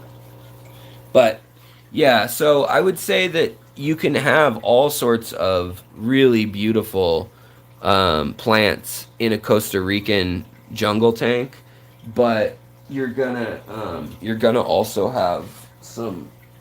Where did I bring that slip of paper down here? Yeah, I think it's on the top shelf. Okay. I had a list of what was on. How big is this tank? This is a 40 gallon. This is about as big as we do in this house, actually. Um, my wife is leaving us, so let's say goodbye to her now. Bye, guys. Thanks for all the super chats. Uber chats. This isn't German propaganda, nor a Lyft service. But thank you guys. We appreciate that. I'm gonna go eat some pumpkin bread. Wait, what? Huh? So we'll go upstairs to look at the tank, guys. Not so that I can steal a piece of pumpkin bread. But we'll keep chatting if you guys would like to for a while longer about your biotopes and other things, because my wife agreed to do this with me, and it made me really happy. But my game plan had I know the ink's going out here. I'm gonna make this available to channel members, but this is, and I was gonna show it online too. Pictures. This is from the 88 Biotope Awards, and then also a bunch of fish that I just compiled the names of, what fish are in each of those areas that she picked. But we didn't really get to that, and honestly, it would have been a little dry. It would have been a bit probably boring. But there's like a stocking load, for instance, of if we wanted to look at a crib tank that was stocked with fish. So this would be, two hemichromis, which look like little cribs. Then you could do two pelvicochromis. You could also do some of the other things you could do is some of the Synodontis. Now, the Synodontis that you're used to seeing, most of them are from the Rift Lakes. So there's actually a lot of species that you don't know about, or maybe are less common, but that you would find in those in Central and West Africa.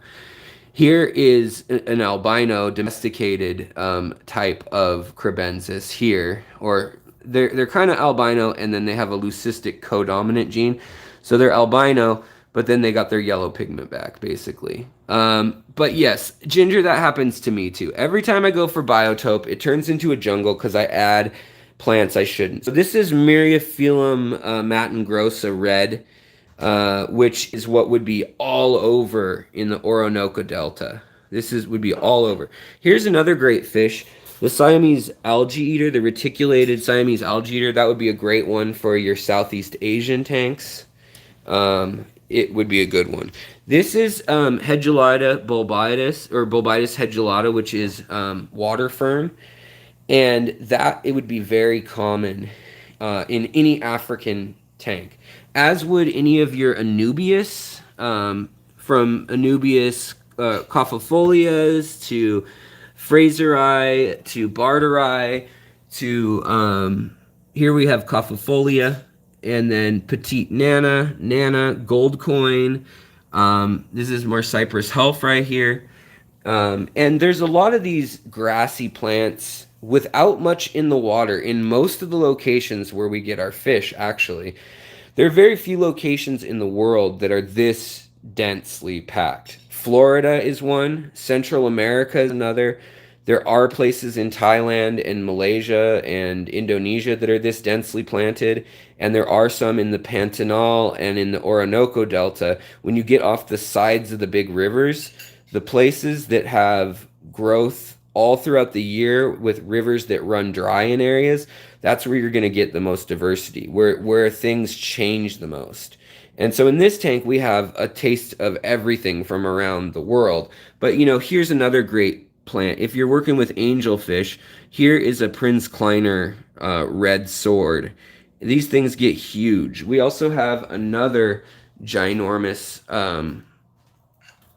ocelot sword originally that's over 3.5 feet tall now, coming out even with a little crappy Nicrew light. But the reason I use this Nicrew light is because it's low, so it mimics this, just like if they were in the Brazilian Amazon, or the cribs in West Africa. So even though these are different biotopes, I've combined them. We've got Boost, that's Southeast Asia. This is another great one. But here's those reed tetras. See how they're all kind of hanging out together? These are usually $1.99, and they school perfectly in a biotope tank. They're too small for the angelfish to get a hold of and really eat or bug, but they cruise around and kind of make their own little path very well. I really like them. And like I said, they school with the Corydoras frequently, which is also really cool. So you get these Corydoras, which are also a South American, Venezuelan, or, the like fish.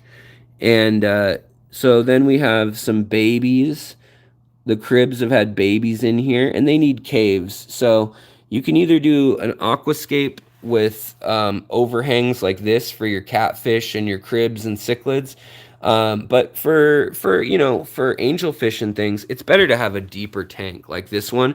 This is a 40 or 42. It's a custom bow front that was done to fit in the lady's house. So the bow is less than most bow fronts are, and I got it for free. But I built up basically a stone layer all the way up to here. And this is all Bulbitis hedulata from Africa and mini Bulbitis hedulata. There's also Madagascar African off the coast of Africa, but that's a whole separate world. Madagascar would be another beautiful biotope. Here's some floating Anubias, petite nana. We've got Java fern here, Thor's hammer and then more petite nana here. More Anubias, petite nana there. More Anubias here. So that's all African stuff. You've got things like the Madagascar lace plant, like Longiplumulus. They're all great ones. This is corkscrew val. And val you can find everywhere from Italy and Germany. You can get like Italian val, or you can get American Valsinaria. You can get South American vowels. You can get jungle val that's from there, or you can get like corkscrew vowels and things like that. And there's Valsinaria over in Asia and India too. So it's all over the world. How many breeding can I keep in a 40-gallon? Well, so I have a very odd situation going on here where Sergio, he's my big male. He's 8 inches from tip to tip of his fins. He's an old bruiser, and he actually claims all 3 of these females. They take turns on who gets to lay eggs, but he spawns with all of them. And so usually you get a pair. I have a quad. He has a trio of ladies that he hooks up with, and usually one will hook up over here, another one up on the glass here, and another one back on that other stem pipe area back there. So very unusual. But the wood, again, the tannins in the wood just slowly seep. They're going to be good for both the cribs and the angelfish. So you can combine biomes and biotopes and make something unique. That's kind of what's going on over here again, as I said. Guppies, honey gouramis, these are what we were talking about putting with the powdered blues. And they would go really well with them. Also, pencilfish are another lovely fish that you can do. And as for lighting, I have a 3-part series video on lights, and it's called Let There Be Light. It's my live streams from about 4 months ago, or 3 months ago, maybe. I don't know, maybe like September. And there are 3 different videos, and they have links to everything from a $12.50 spotlight that will light 3 feet down into a tank, but you can't control much about it, and it gets hot, and you need a piece of glass to set it on or mount it to the wall at the right angle, all the way up to these $700 twin star lights, $800 Kessels and Higers and things like that can get really crazy priced. Hold on, guys. I'm gonna scroll down here again. Alex, what would make good tank mates for filament barbs?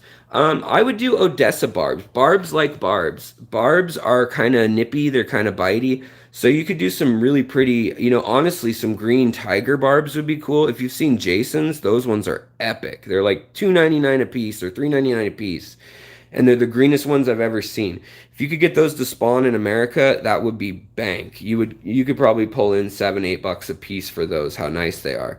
But I would say other barbs. I would say you could probably pull off cherry barbs in there if you wanted to. They're pretty nippy, but those guys will hold their own.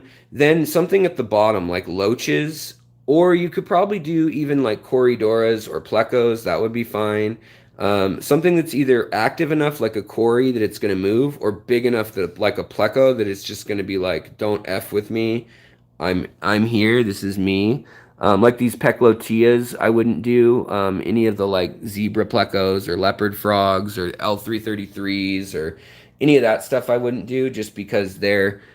Hey, we've got a little fish breathing air right here. Oh, okay, never mind.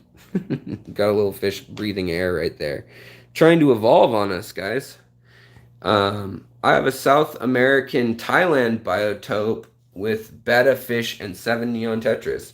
That sounds like a normal community tank to me, but it sounds like all my tanks. So, oh guys, check this out.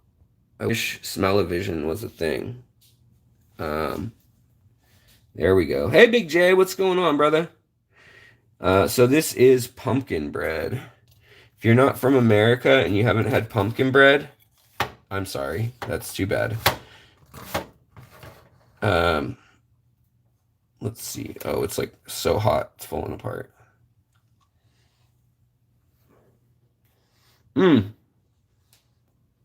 Night Crew. Night Crew is not a good light. No.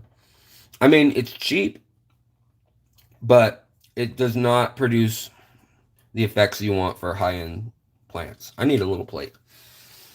Sorry, guys. I'm like stuffing my face.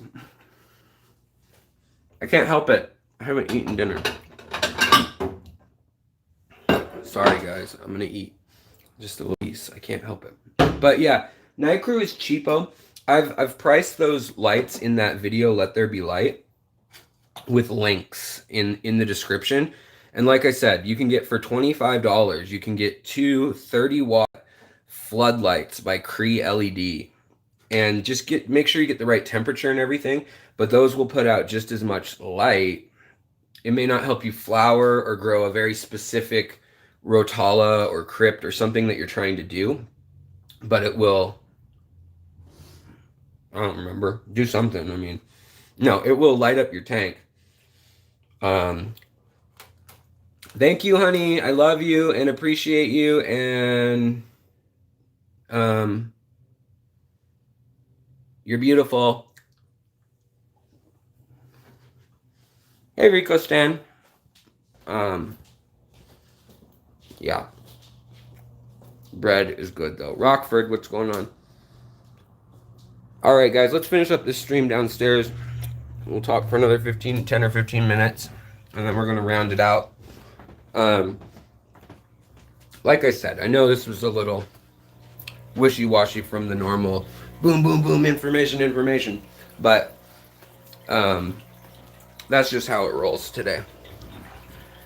What questions do we have? What problems, what world issues do we need solved right now?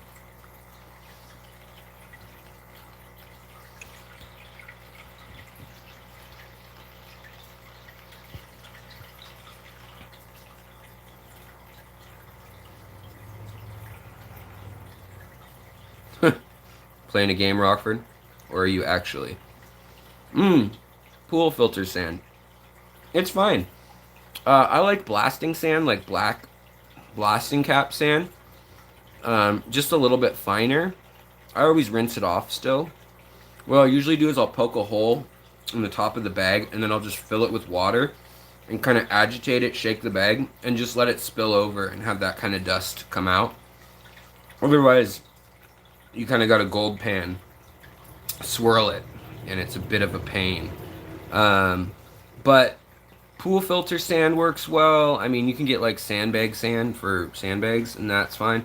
Play sand I don't like. It has a lot of debris in it, and sometimes you'll just find weird crap, like, no joke, like cigarette butts if you get it from Lowe's or Home Depot that's been ground up, like just weird, trashy stuff, and dusty, like soil rather than actual sand. So I avoid that.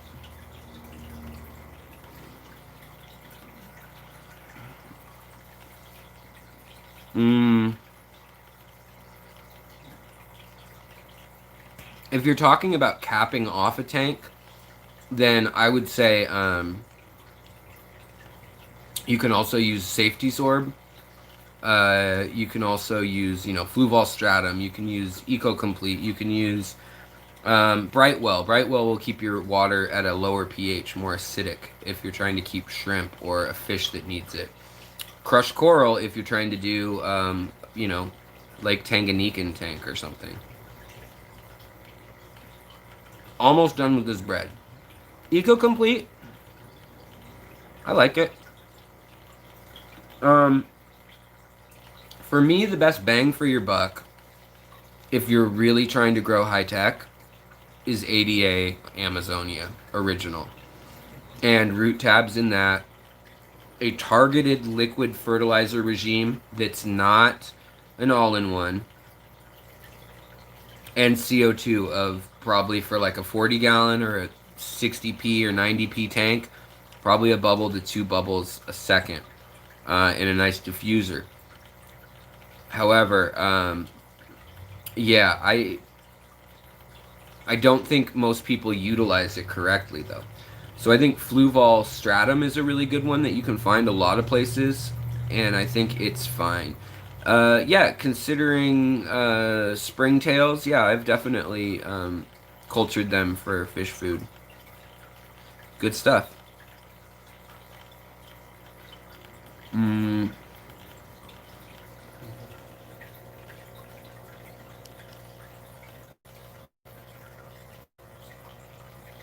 yeah, Fluval stratum doesn't have that much energy in it. It's just got minerality. It doesn't have any ammonia or anything. It has iron, it has zinc, manganese, magnesium. It's a volcanic clay and ash compacted together. It's fine, but it's not a living soil. It's not a or a biologically composed soil really. Whereas Eco Complete or ADA Amazonia are gonna have actual or contra soil things like that actually have um, biologically broken down organic compounds in them. Which means they will take longer to cycle, though. That's the downside of them for sure. But if you want to achieve this, you could do this with any of those active substrates. Any sort of substrate that at least has the minerality, you could achieve it with. It's more about the lighting. The 3.0 Fluval lighting, the active substrate, maybe a few root tabs, you could get it done. The CO2 would really help. Um, Christina says, how about the aggression in honey gouramis? Mine has recently reached maturity and is constantly making bubble nests and chases everyone around the tank. Have you experienced this? Yes, I have. They have a chase perimeter about this big, I've noticed. No more than a foot ever that I've seen in mine. So I don't know why that is. They do this fake chase though, and my other fish just aren't impressed. The little teeny fish will stay away from them, but the other fish just know they're bluffing. So if they do that to an angelfish though, or like a barb or something that stands its ground, they might get into trouble then. And they have delicate little fins that can get nipped, and that's an issue. So I would say break up the lines of sight as much as possible. Give them barriers, whether that's a lotus, whether that's floating, mayaca in a mat, or floating leaf matter, like just like you would a betta. Here's a betta right here. just kind of split that line of sight up and give them their own little section. I mean, maybe aquascape it so there's a stone here and a stick here, and then over here you got some other stuff. You know, they're going to be towards the top of the water. They're going to go for the corners, and they're going to go for stuff that's at the level of the water. So, I mean, that's really where you're going to find them. In here, we hatched some of the long fin tetras, and I don't know. Oh, good. I see some babies. I don't know what we'll end up with. The longfin tetras have been in here. There was also some moss in here that could have some more. Some more of the Somfongzi reservoirs. These guys were in here. There's the male above and the female below there. She doesn't have eggs anymore, as you can see. Where you see the opaqueness in her belly. It used to be super swollen and now it's gone. So she either laid eggs and they didn't hatch, or she laid some eggs and they hatched in here, and that's what some of these little fish that I see in here are. They're too small to tell. Right now they're just little eyes and spines. But that pH in there is 4.0, so it's real low. I saw a question about a Sri Lankan Biotope. What I would do for that is definitely a Hillstream tank. I would get, you know, some really cool... I know what you did last winter. Okay.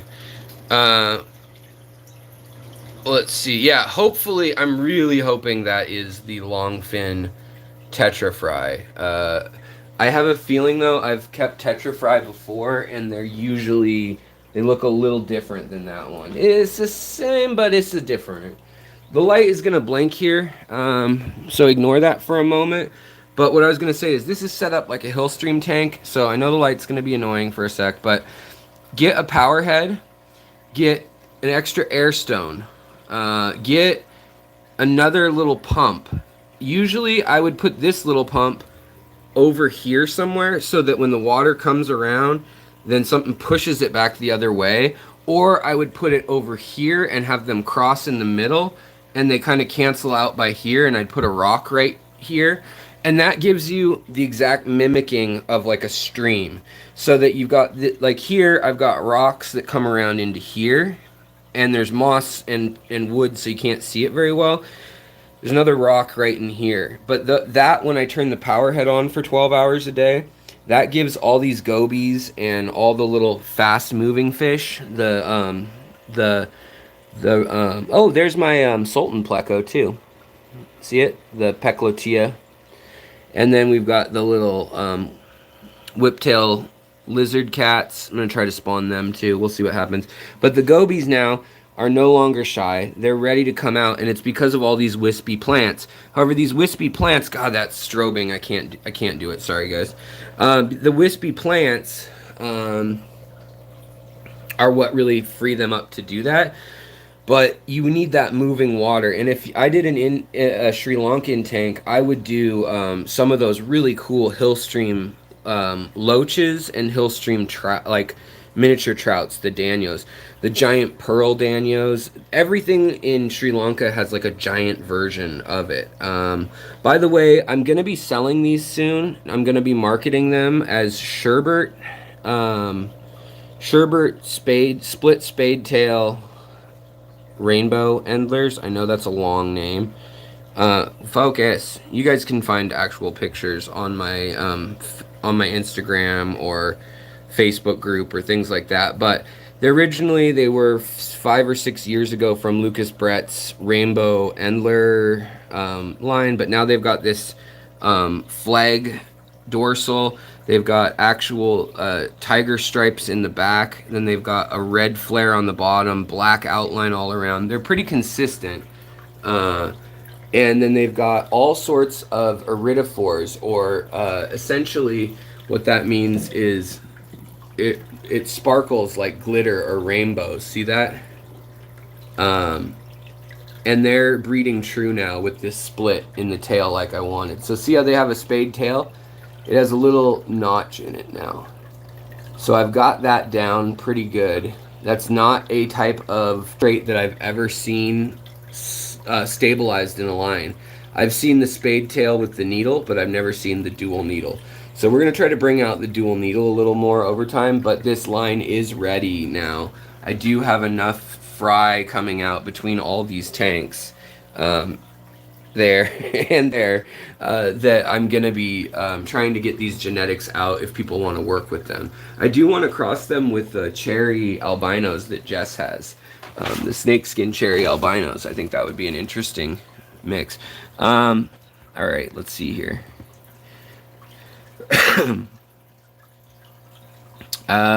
In here, I also put my little apistogrammas in here, the Borellis.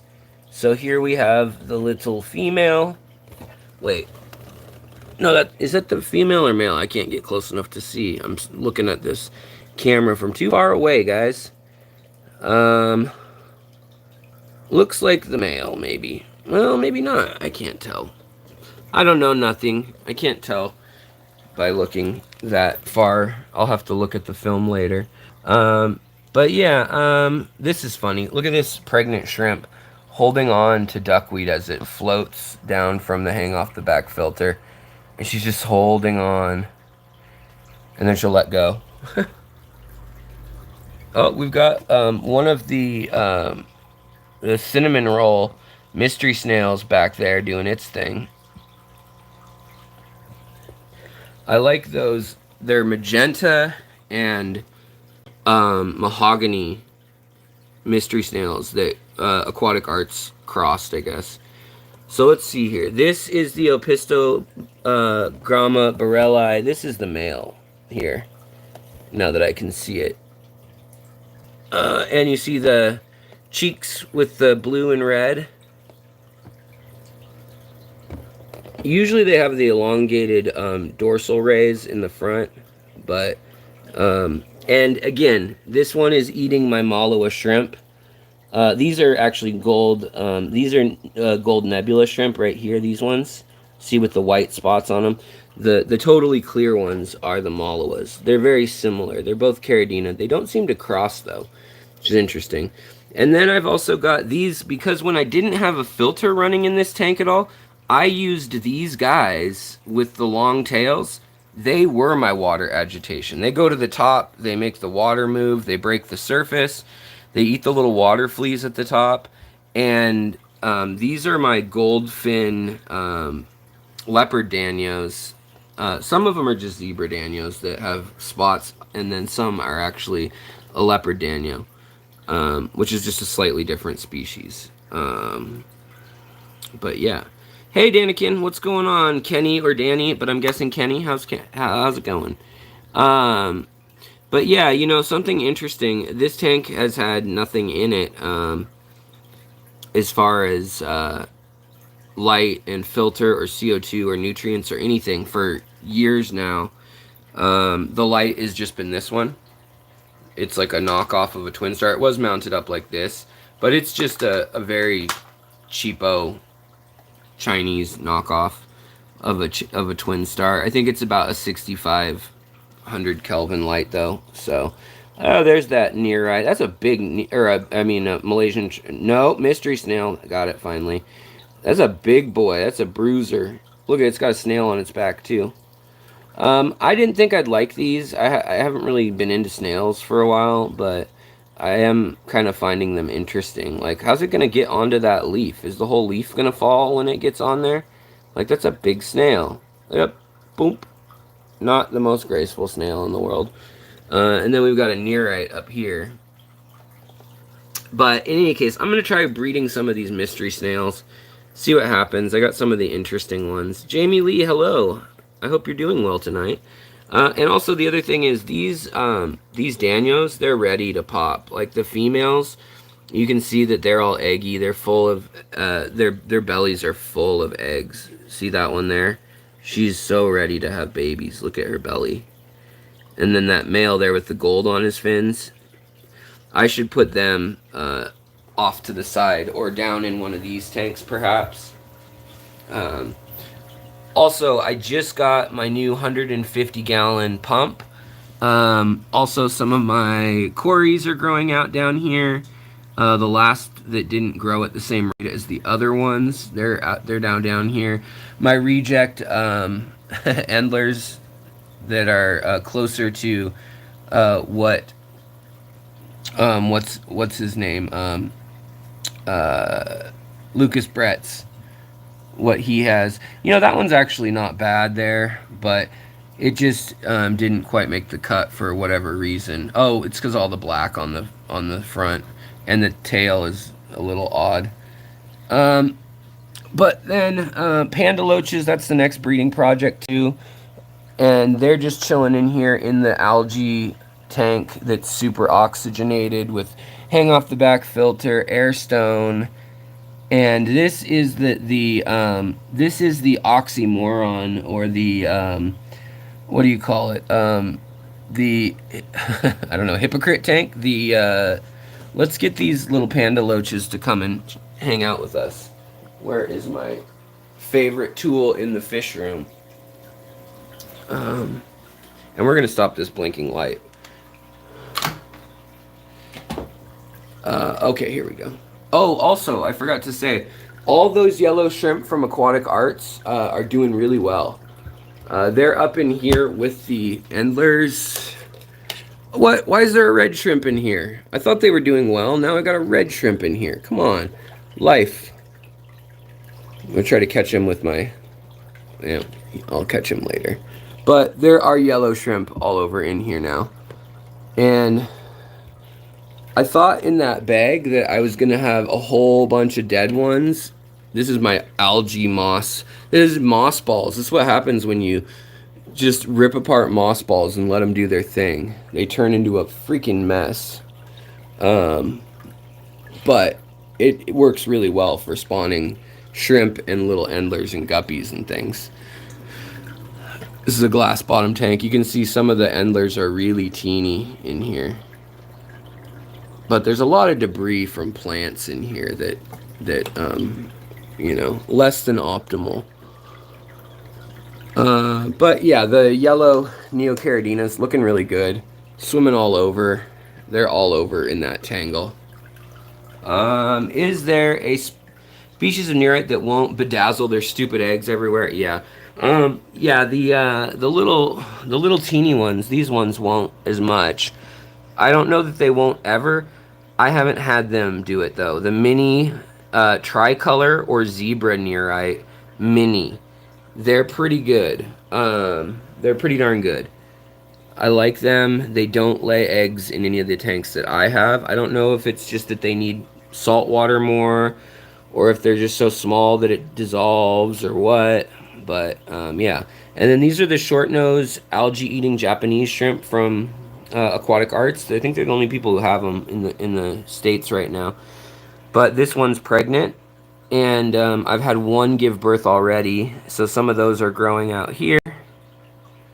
They kind of look like little Pinocchio shrimp, I guess, a little bit.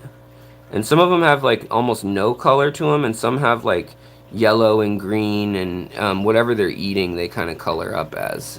Mickey M, what's going on? How's it going? And then these are obviously my red or pink and gold snails. They're just ram's horns. And the blue ram's horns are in here. More malawas. Malawas can live in like any condition. And then here are I'm supposed to go get another one. I just was actually waiting for payday from YouTube. YouTube usually pays around today. All the super chats for the month and all that kind of stuff come in today. Usually, but apparently it's going to be tomorrow, I guess. And so I'm hopefully going to go up to redfish, bluefish, and get another banshee. He's got one left. And so I've got a pair, and I'm hoping this is the male, and this is the female with her black pelvic fins. And then hoping... Yeah, but I don't know. We'll see what happens. So, panda loaches. These guys are weird in that they only... So these guys like... they like like pretty neutral water to slightly acidic to slightly alkaline. So that's kind of everything, right? But what the thing is, they need tannins and organic stuff like algae and plants and diatomaceous algae to thrive. These guys are growing faster than I've ever had panda loaches grow. So I've got it pretty dialed in, and I don't even want to scrape the glass. I know it's annoying to people, but I don't want to. And watch this. So I feed them every few days Hikari crab and crustacean formula, and that gets all the stupid hydra, or not hydra, I don't have hydra in here right now, planaria. See all these planaria crawling around? You see them get kicked up, and it's just gross, it's dirty, whatever. But all that and that biological detritus, and then I just squirt that off into this bucket of extra mess. But when I do this, it kicks up all the extra food too, and I give them some Hikari spirulina. See all the bigger there they are, the bigger gross why am I spacing on their name? I just said it. The things that everyone hates. Not paramecium, but planaria. Sorry guys, brain's cutting out on me again. But they love the eggs and the baby planaria. So what I do is I just kick up all this dust. I vacuum up the adult planaria that come out to feed. So sometimes I'll even feed the planaria. And then literally just sit back. And now that that's all kicked up in the water, you know, we went from seeing one or two to probably all 10 of them are probably going to be hanging out here now. And they're getting big, guys, aren't they? They're starting. These are from the northern fork of the river that they live in. And you can see there's a detritus worm in there. They'll go for that. They love those. Put some alder cones in there. There's also some crushed coral. So they've got that weird balance of that thing that they want, the coral and the crushed coral and the snail shells and all that stuff. And then they also want, though, the acidity and the carbonic and nitric, that's the word, nitric acid that's in the plants that breaks down. So now they're all swarming around and all having a good time. The shrimp are also kind of coming in too. And yes, the planaria are also on the glass now. You see the planaria out and about. And, you know, I've kind of come to an understanding that in this tank, in particular, I'm gonna have planaria. I try to manage so that I don't see more than one or two on the glass at a time.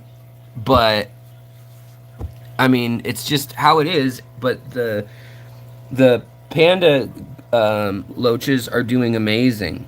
When I got them, I've never had them so small. They were less than maybe a third of an inch, like definitely less than half an inch. And yeah, so Sunny Doan says, I love the way my goby and your panda loaches look. What other interesting cool fish are there that have sucker mouths? There's a lot. I mean, up here, obviously I turned off the light a minute ago. Sometimes it won't blink right when it's turned on. But in here, I've got 5 species now of goby. So we've got the Palawan riffle goby that has this little skirt that riffles. And then we've got the gold, neon gold goby here. Or no, that's actually the other Palawan goby. That's the gold Palawan goby with the diamond back pattern. And then I've got some cobalt gobies in here. And then we've got the lizard whiptail catfish that are doing really good. They're pretty much full grown, these ones. And they know what color they are. So they're only hanging out on the plants that are this color, which is crazy. Like if I dig through these plants, that's where the lizard cats are. They're all in here. And they know that. I don't know. To me, that's just cool. That they have that self-awareness. And then, of course, I've got my my tetras that are doing well. But these hillstream loaches are another good one. Borneo hillstream loaches, reticulated hillstream loaches. You got a lot of options in the hillstream loach family. Um, let's see here. I was hoping that some of the cobalt ones would come out, or the neon blue. Oh, up here, right here. So this is a Palauan female. See, she's got the diamond, but her turns to lines. And right here, this is a neon blue female. It's hard to see, but her cheeks are neon blue. But they take turns on that rock. The gobies all swim around and switch off. They're so fast. So I have to watch, now that I made them these little perches where they can hide right behind that. Now they pop up and they swap spots and just go crazy. There's that beautiful that I got on sale from Aquatic Arts, the Sultan Pleco. It's just incredible. The Peclotia Sultan Pleco. It is so pretty. He looks like, you know, a clouded leopard or something.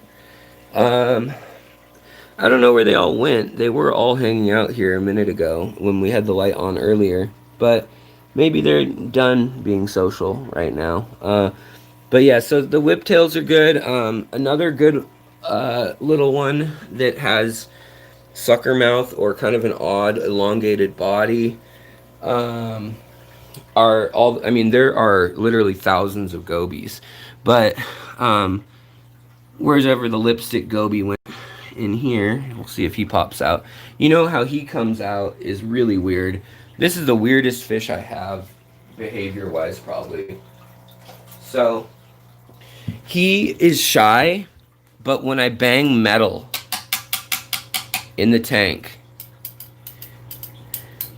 he usually comes a little while after. So we'll see what happens.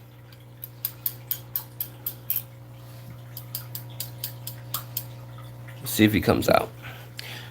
Peacock gudgeons are another one. They're not sucker mouth, but they hang out low and slow. Empire gudgeons are another kind of interesting one. Yeah, I don't know. There's a lot of really interesting ones. The other one that I like a lot. I mean, obviously, there's the normal autosynclus, but the marble or zebra autosynclus, they're beautiful. And then there's the giant zebra autosynclus. Oh, there he is. There's the goby coming out. He's deciding whether he wants to come out further, but I think he does. Let's make more noise. Let's chase off this angelfish. Okay, fine. Go that way. Whatever. I don't care.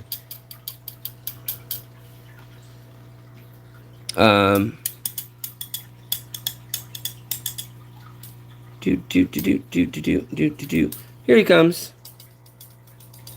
There he is. I don't know why he likes the metal, but he does. Kermit the Frog here. This is a lipstick goby from the islands of Indonesia and Java. They need to eat biofilm and live animals. So they need to eat little benthic creatures, little crustaceans, crayfish, miniature crayfish, shrimp. He mostly eats my shrimp that live up in here. Like if you look through here, even with the bettas and the angels and everything, there's actually quite a bit of shrimp life in here. People don't realize that you can keep, when you've got enough different spots in a tank like this, you can really keep a lot of different layers of life. And shrimp are one that'll come out at night, especially when the lights are off. But those gobies are designed. Oh, a farawalla. That's the farawalla is the other beautiful little catfish that I like. There's also twig catfish. There's green lizard catfish. There's stickfish of various sorts, like the pipefish and things like that. I don't know their names. They're not related, but there's a lot of oddballs. So, yeah. Fish box. Oh yeah. I'm sorry. Is a pain. Watching my tank and realizing my Galaxy Rasboras look great. The yellow on the fins is nice neonish orange, and the black is well defined in their dot. Oh, you okay? So Galaxy Ras. So you're talking about Celestial Pearl Danios? Yeah, they're really pretty. I love them. They're one of my favorites. I need to start breeding them again, as well as the erythromicrons. I see I've got the yellow shrimp here, and then I've got these endlers that I love. That I'm working on the sherbet version of them. Uh, they go so well with these new apistos that I want to put those and the apistos, and then the black and yellow. Oh, where did it go? Oh, there it is. Nearite snail with the horns in there, and the yellow shrimp in here instead of the mallow shrimp. I want to do like an all bumblebee. And there's also bumblebee gobies in here right now too. True freshwater bumblebee gobies. Let's see if we can get them out at all. When I move this, shrimp will go flying. They're just everywhere in this tank. But let's see if we can get any of the actual bumblebee gobies up and about. There's a few of them I bought really recently, and they hide a lot. They are a shy one. They are a small one. These guys, the bumblebee gobies, are real teeny fish. They only get an inch or so, inch and a half at best. So they're never going to be a come out in front while the apistos are hanging out. That's not going to be their norm ever anyways, even though they might make an appearance. It's just a dumb style of life when you're that size. I was hoping we'd see some. There's 3 of them in here, and I see them from time to time, but they, I think I am going to move them into a real nano tank, not a 5 or a 10 gallon, but a real like 3 gallon where it's just the bumblebee gobies. But one of the next big things I need to figure out, and I think I have it figured out, but you guys always give me good input and ideas, or at least let me think like, oh, that was a bad idea if I have a bad idea. But this tank here, what I want to do with it, and then also this one, I've even got substrate in it, Amazonia ADA in here already, about 1.5 inches of it. But then, so I can do this one, and then we can do another 3 of these for breeding, like killies or something. And then up here, we might be moving that tank away from there and up onto here. And then we might have room for one more 2.5 here. So that's kind of the plan in here, but I don't know for sure what I want to do. Definitely we'll do some aquascaping. I missed that. But the other thing is, when I move, when and if we ever get the house that win a bid on a house, the aquascaping will need to be done on all the tanks. It just by default, moving tanks, you're gonna lose the way things were, and you're gonna need to reset up. So that's just a part of it, and I'm not necessarily dreading it. I'm dreading the fish deaths. There will be some, I'm sure. And things like crypts and things might get shocked and die also in the process. But hopefully it works out. Oh, it's too dark. The bumblebee gobies are back here. But it's too dark for you guys to even see them. They're hanging out back in there. Alright, well, I won't bug them more than I already have. So says Alex, who's bugging everything in his tanks. Yeah. And if Jesse's still watching, by the way, Jesse, Hawaii, Jesse, Hawaii. Let's see here. I wanted to show you. Wait, are you still here, Jesse?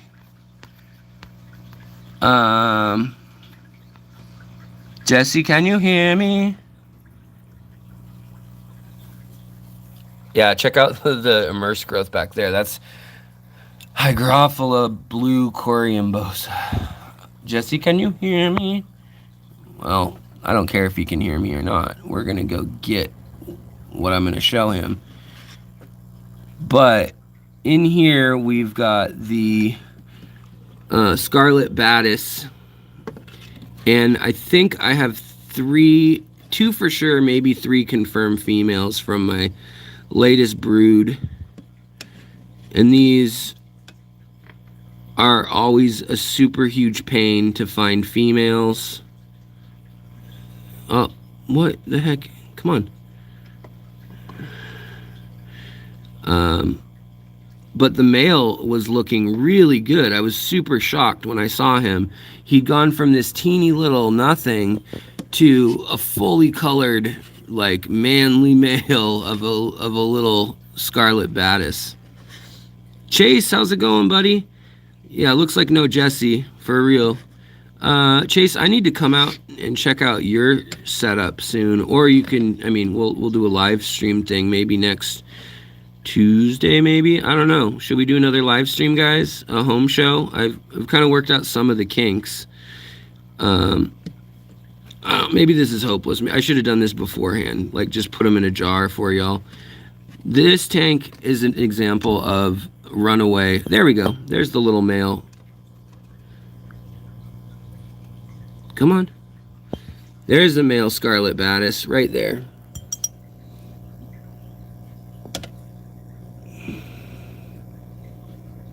If you saw him.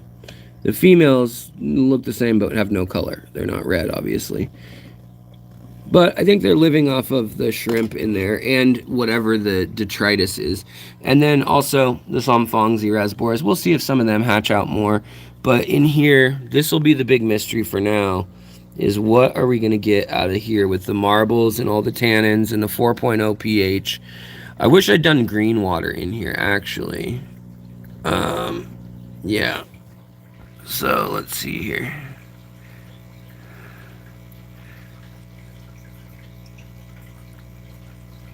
Let Oscars go in the wild? No, please don't. Yeah, don't do that. They really ruin things. Where are the little fish? We saw them earlier, didn't we, guys? Didn't I show them to you earlier? It's so tannic, it's hard to even see. There's one back there. There's lots down in the bottom, though. In these little marbles, they're like debating whether they want to come up or not, or they can dart back in between the marbles. They're still that size. So I've been feeding them micro worms that sink to the bottom.